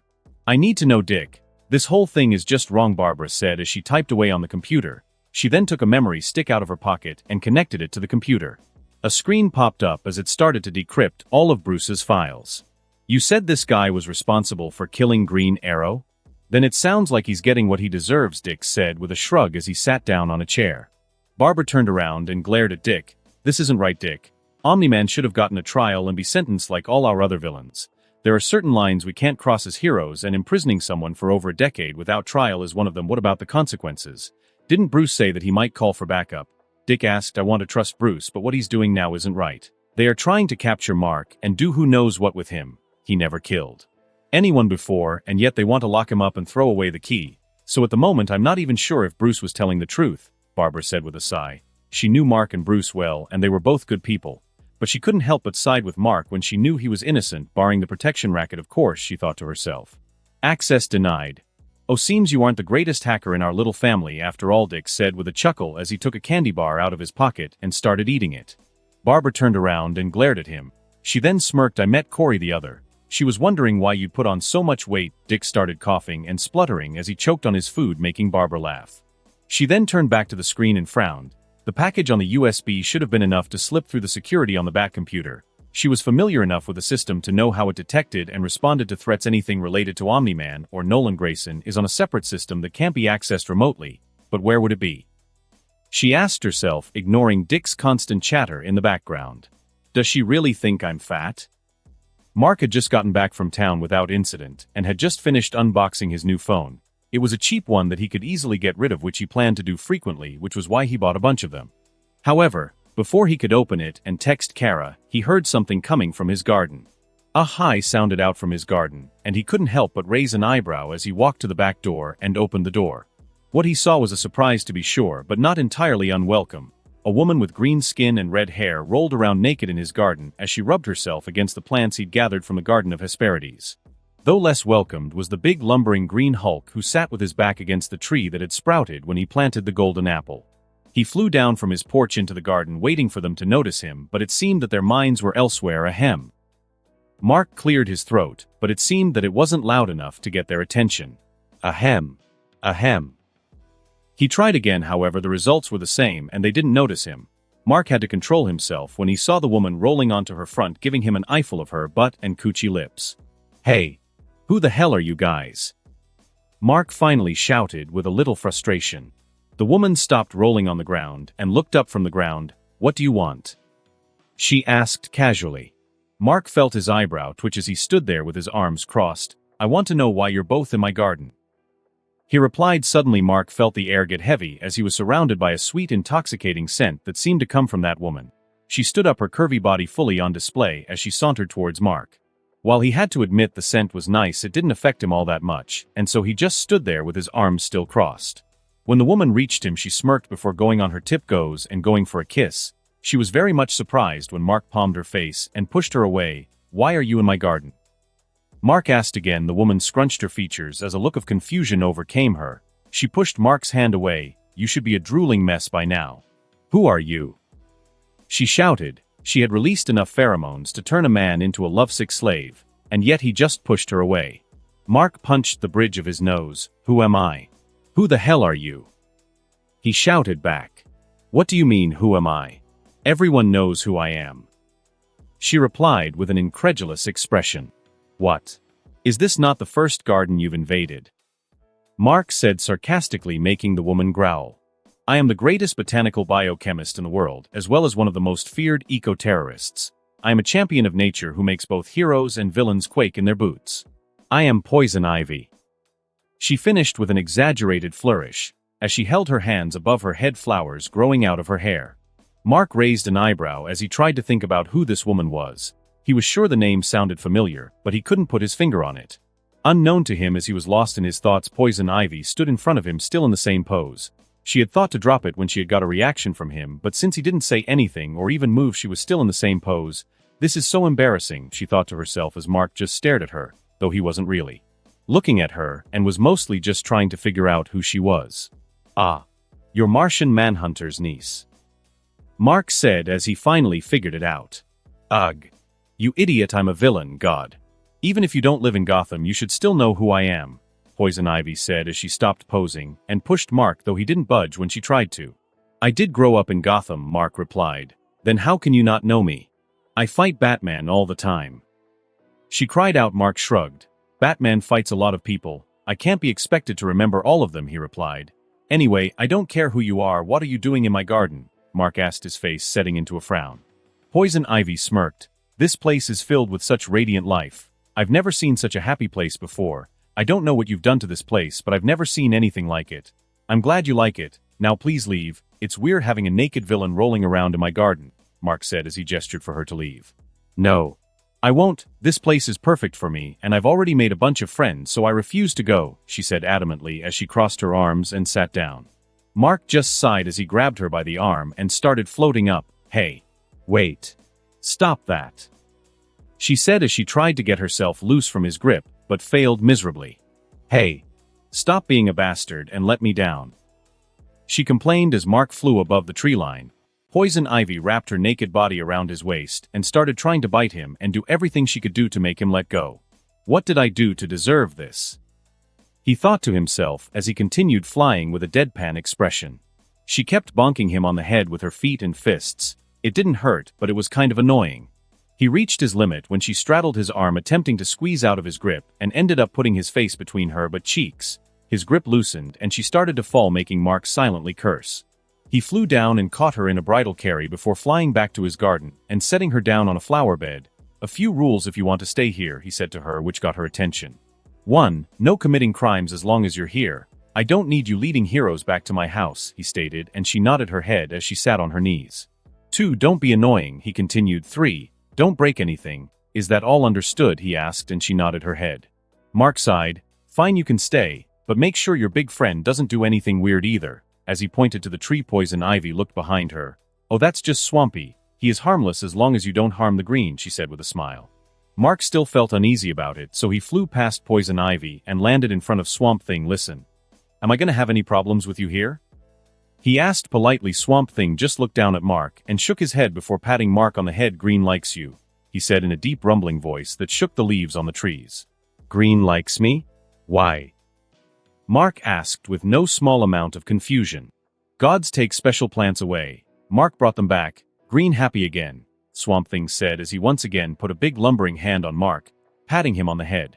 Mark just nodded his head and smiled awkwardly before walking away. Poison Ivy just went back to rolling around in the garden, so he ignored her and went back into his house. By gods does he mean the Greek gods? They stole plants from the green and placed them in the Garden of Hesperides? But wouldn't that place count as the green as well? Mark just shoved those thoughts to the back of his mind. He wasn't smart enough to answer them anyhow. I should start drinking. Bang bang bang thud. Clark cursed. The training robot he was sparing with only lasted 3 hits before breaking apart. He had come back to the Fortress of Solitude as he had no luck finding Mark. His anger at what the Viltrumite had done to Kara bubbled and boiled beneath his skin, and he couldn't find a way to let it out. He needed to let it out somehow, otherwise he felt like he'd explode. But the person he wanted to let it out on he couldn't find. Another robot came rushing at him, but he just backhanded it. End the simulation, he stated clearly, and the Fortress AI complied. It then sent smaller robots out to scavenge and repair the robots used to fight. Cal, it seems something is bothering you. Please speak your mind, the voice of his father rung out. While the AI for the fortress was mainly just an advanced Kryptonian intelligence, his father was also mixed in and could take control when he wished to, though he only did so when he saw Cal needed guidance. Kara is pregnant, Clark said grimly as he placed his hands across a glass interface. That is joyous news. Another Kryptonian in the world is never a bad thing. So why does this upset you so? Jor-El stated. Because she was taken advantage of and raped by a Viltrumite, Kal-El said with gritted teeth. I see. While I do wish to doubt you, my son, even as powerful as a Viltrumite it is highly unlikely they'd be strong enough to grape a Kryptonian who has absorbed yellow sun radiation, Jor-El stated. She wasn't in her right mind. She was driven by some mating instinct that had been awakened by the Viltrumite, Clark explained. I see. An unfortunate situation, however. For such instincts to become irresistible they would need to hold a mutual attraction. Otherwise beings of similar or greater power, even enemies, would trigger it, Jor-El stated. Clark gritted his teeth and ignored his father's explanation. He knew Kara and knew she'd never do anything like this, so she had to have been forced some way. I need to find this Viltrumite. But he seems to have disappeared. He's not in any cities or towns in Kansas, Clark said as he bashed the console. Maybe he has taken to living in the forest. It would certainly be a lot safer than the alternative, Jor-El stated. Clark shook his head. He was born and raised in Metropolis and then Gotham. He couldn't adapt that quickly to a survivalist lifestyle. Perhaps he built a house or found a disused house, Jor-El stated. Maybe he used the house Mistress Kara wanted built, Kellex added as he cleaned up the broken parts of the robot. Clark froze and then turned his head. With a sonic boom he was suddenly in front of Kellex. Give me the coordinates now. He shouted at the robot as his eyes turned red. After receiving the coordinates, the sound of another sonic boom sounded out through the Fortress of Solitude as Clark flew out into the ice-cold air and towards Kansas. I said no. Mark shouted as he tried shoving Poison Ivy out the back door. Why not? I'm still human, you know. I get bored and I like food. Don't be a prick and let me watch TV. Poison Ivy said as she held herself in the doorframe. Mark sighed as it had been less than an hour and she'd already broken the second rule. I said you can live in my garden, not freeload in my house. Poison Ivy snorts. Yeah, and what is it you do? 'Cause you look like a freeloader too, pal. Mark lets go of her and steps back. I'm not a freeloader. I do work. Just not at the moment. I have super important stuff that I'm doing and thump. Poison Ivy saw Mark there one moment and gone the next. She looked at where he was standing and then side to side. There was a large hole that went through the entire side of the building. Though she just shrugged her shoulders and sauntered inside, taking a seat on his sofa and turning on the TV. Mark is thrown through multiple trees and smacks his head against a boulder before he lands in a clearing, creating a large crater. What the hell? He thinks to himself as he rubs his head. He hadn't been hurt that often since his Viltrumite powers came in, but that hurt a lot. He pushes himself up on his knees and then turns around on slightly shaky legs. When he looks up, there is only one thought that goes through his mind. Oh crap. In front of him, floating in the air with the evening sun at his back, was Superman, whose eyes were blazing red. On TV, he'd never seen the man without a smile, even when he was fighting villains. So seeing the look of anger on his face did not bode well for Mark. Mark, we need to talk, Superman said as he clenched his fists and his eyes brightened. Boom! The sound of the sound barrier breaking echoed throughout the forest. Birds left their nests as they were startled and sensed impending danger. And wildlife from all over the forest started trying to escape from their nests and dens, as if they could sense that in only a few moments it would no longer be there. Rumbling, the sound of the earth moving could be heard, and wildlife could be seen running away from what looked like a tsunami of earth that was rolling over this section of the forest. Holy crap. Mark thought to himself as Superman dragged him across the ground at high speeds, causing massive amounts of earth to be displaced. Superman finally lifted Mark up and threw him. Mark crashed through numerous amounts of trees while he skipped along the ground. However, Superman wasn't done as he unleashed his heat vision, pushing Mark even further. Mark flexes his muscles and pushes his arms against the ground, flipping around and skidding across the earth on his legs. Boom! Superman once more collides with Mark, putting his steel grip around his throat as he chokes the life out of him. Mark brought his arm up and slammed it on Superman's arm, though it had no effect, so he kept on doing it, and while he could feel Superman's arm tremble under the force of the blow, it seemed his rage was pushing him further than usual. Mark reached and grabbed Superman's shoulder. He used his power and made one side of his suit as heavy as possible. Mark considered that it must be pretty durable so he could put a decent amount of weight on it. Superman seemed to catch on to what he was doing, and his eyes started to glow red again as he scowled. But it was too late. Mark used Superman's imbalance to flip them around. He then tucked his legs in and slammed them down on Superman, creating a shockwave as he flew up into the air. Mark was breathing heavily as he floated above the forest. This is insane. Kara wasn't this strong, he thought to himself, but then he considered it a bit more. I don't think I could say we were fighting seriously, though, he reasoned. Though he was snapped out of his thoughts as Superman floated up and stopped in front of him. His eyes still glowed red. What if I told you I'll come quietly? Mark said a bit sheepishly. However, Superman didn't look amused. Then I'd take you in. He then zoomed forward and punched him in the face, throwing him back in the air. After I'm finished. He continued as he followed Mark through the air, punching him over and over again. Mark righted himself and caught one of Superman's punches under his arm. What is your issue with me? I've committed 2 crimes in my entire life. Mark shouted as they rolled around in the air, grappling each other. Superman growled as he reached back with his other fist and aimed to strike him, though Mark, who still had Superman's arm locked under his own, lifted his leg and blocked the blow. You know what you did? Superman shouted as he gripped Mark's leg and spun around at super speeds. He launched Mark across the sky with a sonic boom and quickly followed him. Boom! You took advantage. Boom! You graped her. Boom! Mark, who had been receiving blow after blow, finally realized why he was so mad. It hadn't clicked before because he'd been having such a nice time with Kara. I didn't grape her. Mark shouted back as he barely avoided the next blow from the Man of Steel, but it was clear he wasn't being listened to as he was struck in the stomach, a blow that managed to knock the wind out of him. Just listen to me. Mark shouted but felt his nose crack under Superman's heavy blow. Mark growled as he grabbed his face in slight pain. Fine, you don't want to listen? Damn it, let's go, Mark said before he put his fists up and squared off against the Man of Steel. Kara, who was lying down in bed with Corey, who was sleeping at the other end, was suddenly startled when she heard the shockwave echo out across the forest. "Corey, get up. Did you hear that?" Kara said as she floated out of bed, going to the window. "Who?" Corey said as she looked up from the bed before rolling off and standing up. "Why have you awoken, friend Kara? Has Mark arrived yet?" she said with a little excitement in her voice. "Shut up a second," Kara said before focusing her hearing more. She could hear Mark and Cal talk, but more importantly she could hear them fight. She turned around and zoomed into her wardrobe, putting on whatever clothes she had. "Cal and Mark are fighting by our house. We need to go and stop them," Kara said desperately as she almost fell over putting her shoes on. Corey's eyes widened as a beautiful smile adorned her face. "Oh, how splendid. I can finally meet Mark. Oh, I wish I had my copy of 50 Shades of Thrag. I'd be oh so delighted if he could sign it," she said as she clasped her hands together. Kara scrunched her eyebrows in confusion, but shook it off. "We need to go." "Forget that dumb book," she said before opening the door. However, she walked straight into the chest of a large green man. "I'm sorry, Kara Zor-El, but the League believes you shouldn't get involved," the voice said. Kara looked up and scowled at the face of John Johns, or what the world knew him as, the Martian Manhunter. "Get out of my way, John. I won't warn you again," she said as her eyes began to glow red. It caused John to flinch slightly, but he remained steadfast. "Batman said you may not be willing to listen to reason. I apologize for this," he said before opening a box he had in his hand. The ethereal glow of green kryptonite irradiated the room, and Kara immediately fell back into the room as she tried to crawl away. Corey gasped but then frowned as she flew towards John, intent on making him stop. But she stopped mid-flight as her mind was assaulted. "Help, Corey. Why won't you save US Deathstroke? Got Robin. They are all dead. No, please." Corey screamed as she fell to the ground and collapsed onto the floor. John seemed slightly relieved as both of them passed out, and he was able to stop. "Manhunter to Batman, it is done. But I believe this to be an excessive action taken against allies," John said as he pressed his earpiece. "Keep them away from the fight. Keep them incapacitated. I'll call you when it's over."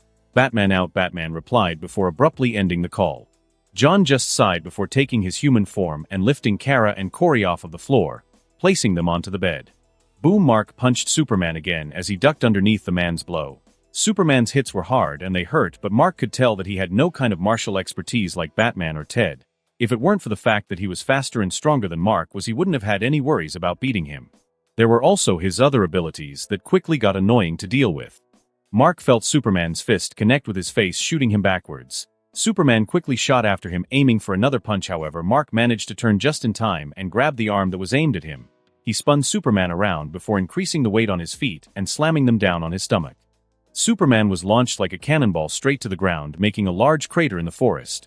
But Mark wasn't done as he shot down and flipped before landing on him while making his body even heavier. The combined with the strength behind Mark's attack managed to hurt Superman as he coughed up blood. He gritted his teeth and grabbed Mark's legs before dosing him with the full brunt of his heat vision. Mark was hit so hard that it forced him back, however, because Superman had his feet locked down he couldn't escape. Mark leaned back to get out of the painful rays, but Superman just flew up and slammed him on the ground before throwing him through the forest again. Mark felt like his entire upper body had just been sunburned. His skin felt tender to the touch, and it amplified all the pain he felt several times. Mark halted his trip through the forest and floated down to the ground. He was getting angrier and angrier, but he tried to remain composed. New note: "Don't let myself get grabbed," he thought to himself, though that should have been obvious. Superman shot towards Mark and turned himself, aiming to deliver a deadly dropkick. Mark barely dodged by leaning backwards, catching himself with his flight. He then grabbed Superman's cape and slammed him down on the ground before flipping over him and delivering weighting punches straight to his face. Though he jumped back when he saw Superman try to grab him again. "Not this time, bastard," Mark thought as he dodged another punch from Superman, who had already stood up. Mark hit Superman in the face with a jab and then launched into a rapid combo, making his body and fists lighter than he had ever done before. Superman overextended his lunge and gave Mark the opening he was looking for. Putting his left foot behind him, he threw a punch as hard as he could at Superman's liver, making the man grunt in pain. But he wasn't finished, and he grabbed the back of Superman's head and started elbowing his face as hard as he could, creating shockwaves as he did so. Finally, he heard the sound he was listening for. Crunch. Enough, Superman shouted as he grabbed Mark's elbow and shot up towards the sky. They were moving so fast that all Mark could do was flap around as he was unable to loosen the Man of Steel's grip. He looked up and realized that Superman wasn't slowing down. "Crap. He's taking me to space." He immediately sucked in as much air as he could before they left the Earth's atmosphere. Superman then lifted Mark before slamming his fist down on him harder than he ever had before. Mark felt like if Superman had hit him this hard back in the forest, he would have destroyed the section they were in. Mark felt his face go numb as his vision started to blur. He was holding back this whole time. Dick, Mark thought to himself, though as he thought the words he could see Superman frown. Superman then hit him again, only this time it was in the stomach. Most of the breath Mark had gathered instantly left him as he sputtered, though he was able to keep a small amount. Superman let go of his arm and let him drift off slightly as Mark wasn't moving. He felt like being sick, his whole body hurt, and he was as tired. These past few months he had been so tired. He just wished he could understand why they captured his father and why they wanted him so badly. All he wanted was to live peacefully and maybe see Kara again. Mostly though he wanted to see his dad. He missed him so much and it hurt knowing he was out there. "You'll never see Kara or the baby again." Mark frowned. What was that? He thought to himself as he turned his head slightly and looked at Superman, who still had a scowl on his face. "You'll be joining your father soon enough." He heard the words in Superman's voice, but his mouth wasn't moving. How could it? No sound could travel in space. Am I hearing his thoughts? That was new, but it was something he had to put to the back of his mind. "Kara and the baby," he said as he unintentionally directed his thoughts to Superman. Superman looked surprised at the show of telepathy, but remained composed. "You'll never see her or the baby for as long as I'm around," he repeated. Mark felt anger bubble inside his chest more than he ever had before. It felt like he was about to explode. "You didn't tell me," he shouted as he ignored the pain he felt and shot towards Superman, who quickly zoomed out of the way.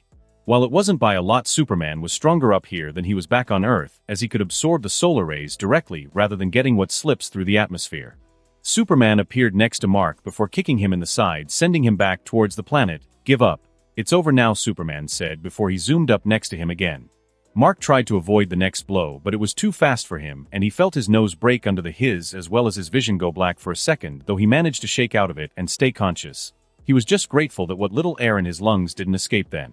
Superman punched him again, but before the force carried him away, he grabbed his leg and dragged him back, and then gripped him by the throat. "I should kill you," Superman said as he seethed. Though Mark wasn't listening, he was staring off into space. He then looked at Superman and the veins popping out of his neck. Instead of the green he expected to see, they were red and throbbing. "I will make sure Kara and the baby forget you ever existed." Mark felt the anger that he had kept contained this entire time blow up both physically and metaphorically. "Ag!" He screamed in rage and somehow forced Superman backwards as if he'd been hit with a full-powered punch. Mark flew after him and punched him again and again, taking his rage out on him. Superman righted himself and started punching back, but Mark seemed to take every blow that he dealt. Mark grabbed him by the head and started to headbutt him over and over again, causing blood to rush from both Superman's face and Mark's forehead. Superman growled and shot him with a blast of heat vision before trying to gain some distance. However, as he did, Mark, who was running on pure instinct by this point, reached out his hand trying to grab him. But sadly he missed. Superman backed up, but suddenly he found himself locked in place and he could move backwards no further. Then he started to move like he was being pulled, and then suddenly he shot straight towards Mark's outreached hand. What was all Superman could think before Mark's fist crashed into his face. He was launched backwards again, but then felt the same pulling force before he fell right back towards Mark. Though this time Mark kicked him in his stomach before he flipped over him, grabbed his cape, and wrapped it around his neck. Mark put his knee on Superman's back and pulled on his cape as hard as he could, trying to choke the Man of Steel into submission. Unfortunately, things are never that easy, as Superman managed to get a hold of Mark before tossing him towards the planet. However, Mark reached out with his newfound ability and dragged Superman right down with him. He elbowed him right in the face as he came before flipping them and delivering a rain of the heaviest blows he'd ever dealt. They were so heavy he struggled to even keep his arms up and felt they might tear off. Their fight carried them back into the atmosphere as Superman did his best to defend against the flurry of heavy strikes Mark dealt towards him. He was unable to escape, as any time he tried he would be dragged back towards Mark, so he just decided to play Mark's game and tried fighting back. Mark grunted as he felt a rib snap under a body shot from Superman. It was at this point Mark knew no matter how hard he hit him, he wouldn't be able to deal any significant damage. So he did the only thing he could think of, and he made his whole body heavy enough to almost rip himself apart, and he grabbed Superman by the throat before shooting down at full speed. Superman realized what Mark was doing and knew this had the potential to hurt him. He started to hit Mark harder and harder, breaking even more of his ribs and causing him to spit blood all over his face. Though no matter what he did, Mark wouldn't let go. Superman eventually gave up and looked up at Mark. The only comfort he'd take was that while he would survive, there was no way Mark would. Not with his current injuries. As if reading his mind, Mark smirked at Superman with a bloody grin and suddenly just let go of him, though the momentum they had built up was still affecting them. Mark slowed himself down while Superman was still falling at high speeds. However, when Superman went to slow himself down, he felt instead of slowing down, he was speeding up. His eyes widened as he looked up and saw Mark's outstretched hand. Of course, how could he be so stupid? If Mark could pull him, then it was almost certain he could do the reverse. UBS-boom! Superman made an impact on the ground and caused an explosion large enough to turn the surrounding area in a 1-mile radius into a large crater. Mark still couldn't help but smile as he looked down at the unconscious form of Superman inside the crater. He had won. But any good feelings he felt were short-lived as he saw a black jet hover down in front of him. He recognized it almost immediately as he'd seen it flying across the Gotham skyline a few times. Batman. He thought to himself as he looked at the jet. He saw a small hatch open and what looked like a speaker come out of it. Before Batman could even do anything, Mark lifted his hand and the device ripped off his plane and shot towards him. He caught it and crushed it in his hands before dropping it. "Anything else?" Mark shouted. He was then rewarded with 2 missiles to the face, and while they wouldn't have hurt him normally at the moment, he was heavily injured, so it managed to make him lose control of his flight for a moment. Mark growled as he looked up to see the Batplane shooting off towards the city. He then realized how far they had traveled away from Kansas, as in the distance was Metropolis. Mark shot after Batman as he'd had enough of the man. It all started with him. He was the reason he'd had to leave Gotham, leave his mother. He quickly caught up to Batman at the edge of the city, and he grabbed the tail of the plane, holding it in place. He then raised his arm and held it straight before swinging down like a sword and cutting off the engine. The plane fell out of the sky. However, he saw Batman eject and glide down towards the city. Mark wouldn't let him escape that easily, so he raised his hand and pulled him back towards him. He grabbed the nape of his neck. "I thought you were the smartest member of the Justice League, and yet you tried to fight me directly," Mark said as he held him in front of his body to prevent him from launching any surprise attacks. However, Batman didn't say anything in reply. Mark flew down towards a tall building and threw Batman roughly to the ground. "Since you're brave enough to try and fight me head, I'll give you the first hit," Mark said as he stood still. Batman stood up and squinted at Mark before approaching and drawing back his fist. "I'm afraid Batman isn't here right now." Mark's eyes widened. He recognized that voice and knew it wasn't Batman. He couldn't do anything as he was hit full force in the face, launching him off the building, and threw another one until he smashed into the streets of Metropolis. Mark silently cursed as he realized he had just fallen for Batman's trap. As he got up, he heard the concrete crack as Batman jumped to the ground. However, his identity was soon revealed as he ripped off the cowl. Mark chuckled as he saw who it was. "Superboy. How was the walk back here?" he said with a smirk as he struggled to his feet. Superboy scowled at him. "Worth it for the chance to pummel you," he said as he cracked his knuckles. He then pushed off his feet, shooting towards Mark. However, with a wave of his hand, Mark sent him flying backwards through the building and into the next street. Mark felt his body on the verge of collapsing, and the whole Superboy was a bit of a pushover. He didn't want to risk losing consciousness as he knew Batman was probably lurking around somewhere. Mark floated up and hovered through the whole Superboy, made though when he arrived at the crater Superboy had made, he found it empty. Boom! Superboy smashed into Mark from above, crushing him beneath his form. His arm, which was angled badly, immediately popped out of its socket, and he couldn't help but scream. Superboy ignored it, however, and stepped off Mark before he lifted him and slammed him back down to the ground, creating another shockwave. He then turned him around and mounted him before pummeling him. It felt good to finally get revenge for the humiliation Mark had dealt him. Suddenly someone zoomed next to him. Dressed in yellow and red with a head of ginger hair, it was his friend and teammate Kid Flash. "I've evacuated the area, so you're all good to let loose," he said with his thumbs up. Superboy grunted in affirmation before going to punch Mark again. However, as he brought his fist down, Mark caught it. Mark pulled him down and headbutted him before repelling him with his power, launching him into the sky. Kid Flash saw this and immediately rushed Mark, who had just gotten up. He ran him, punching him hundreds of times per second while Mark stood there. Mark decided to try something new as he floated up and out of Kid Flash's reach. He held his hand out and used his power to attract. "Maybe I'm not just controlling a force," he thought to himself as he focused his power into his palm. Sparks seemed to fly as a pale blue sphere started to form in his hands. A sphere composed entirely of what Mark guessed were gravitons. He looked down at Kid Flash and smirked before throwing the sphere down at him. Kid Flash tried to speed away but found his speed slower than usual. While he still ran fast, it wasn't fast enough, and it allowed Mark to zoom right towards him and kick his leg, snapping it like a twig. "H!" Kid Flash screamed as he fell to the ground while holding his leg that was bent unnaturally. Mark stood above him, considering whether to knock him out or not, but that choice was quickly made for him as he had to avoid Superboy, who had tried to punch him from behind. Even as injured as I am, you aren't on my level, Mark said as he grabbed the offending fist was his injured arm and threw him to the sky. Flying after him, he flipped midair before bicycle-kicking Superboy across the city and through multiple skyscrapers, before flying around and grabbing him by the throat, tossing him back to the ground. However, before he could go after him, he saw something that made him smile. It was Batman, the real one, who was standing on the Batplane in his power armor. The plane came to, however, before Mark once again. "Glad you finally came out," Mark said to him. "I was busy," he replied in his typical growling voice, though at least Mark now knew it was him. "Oh yeah?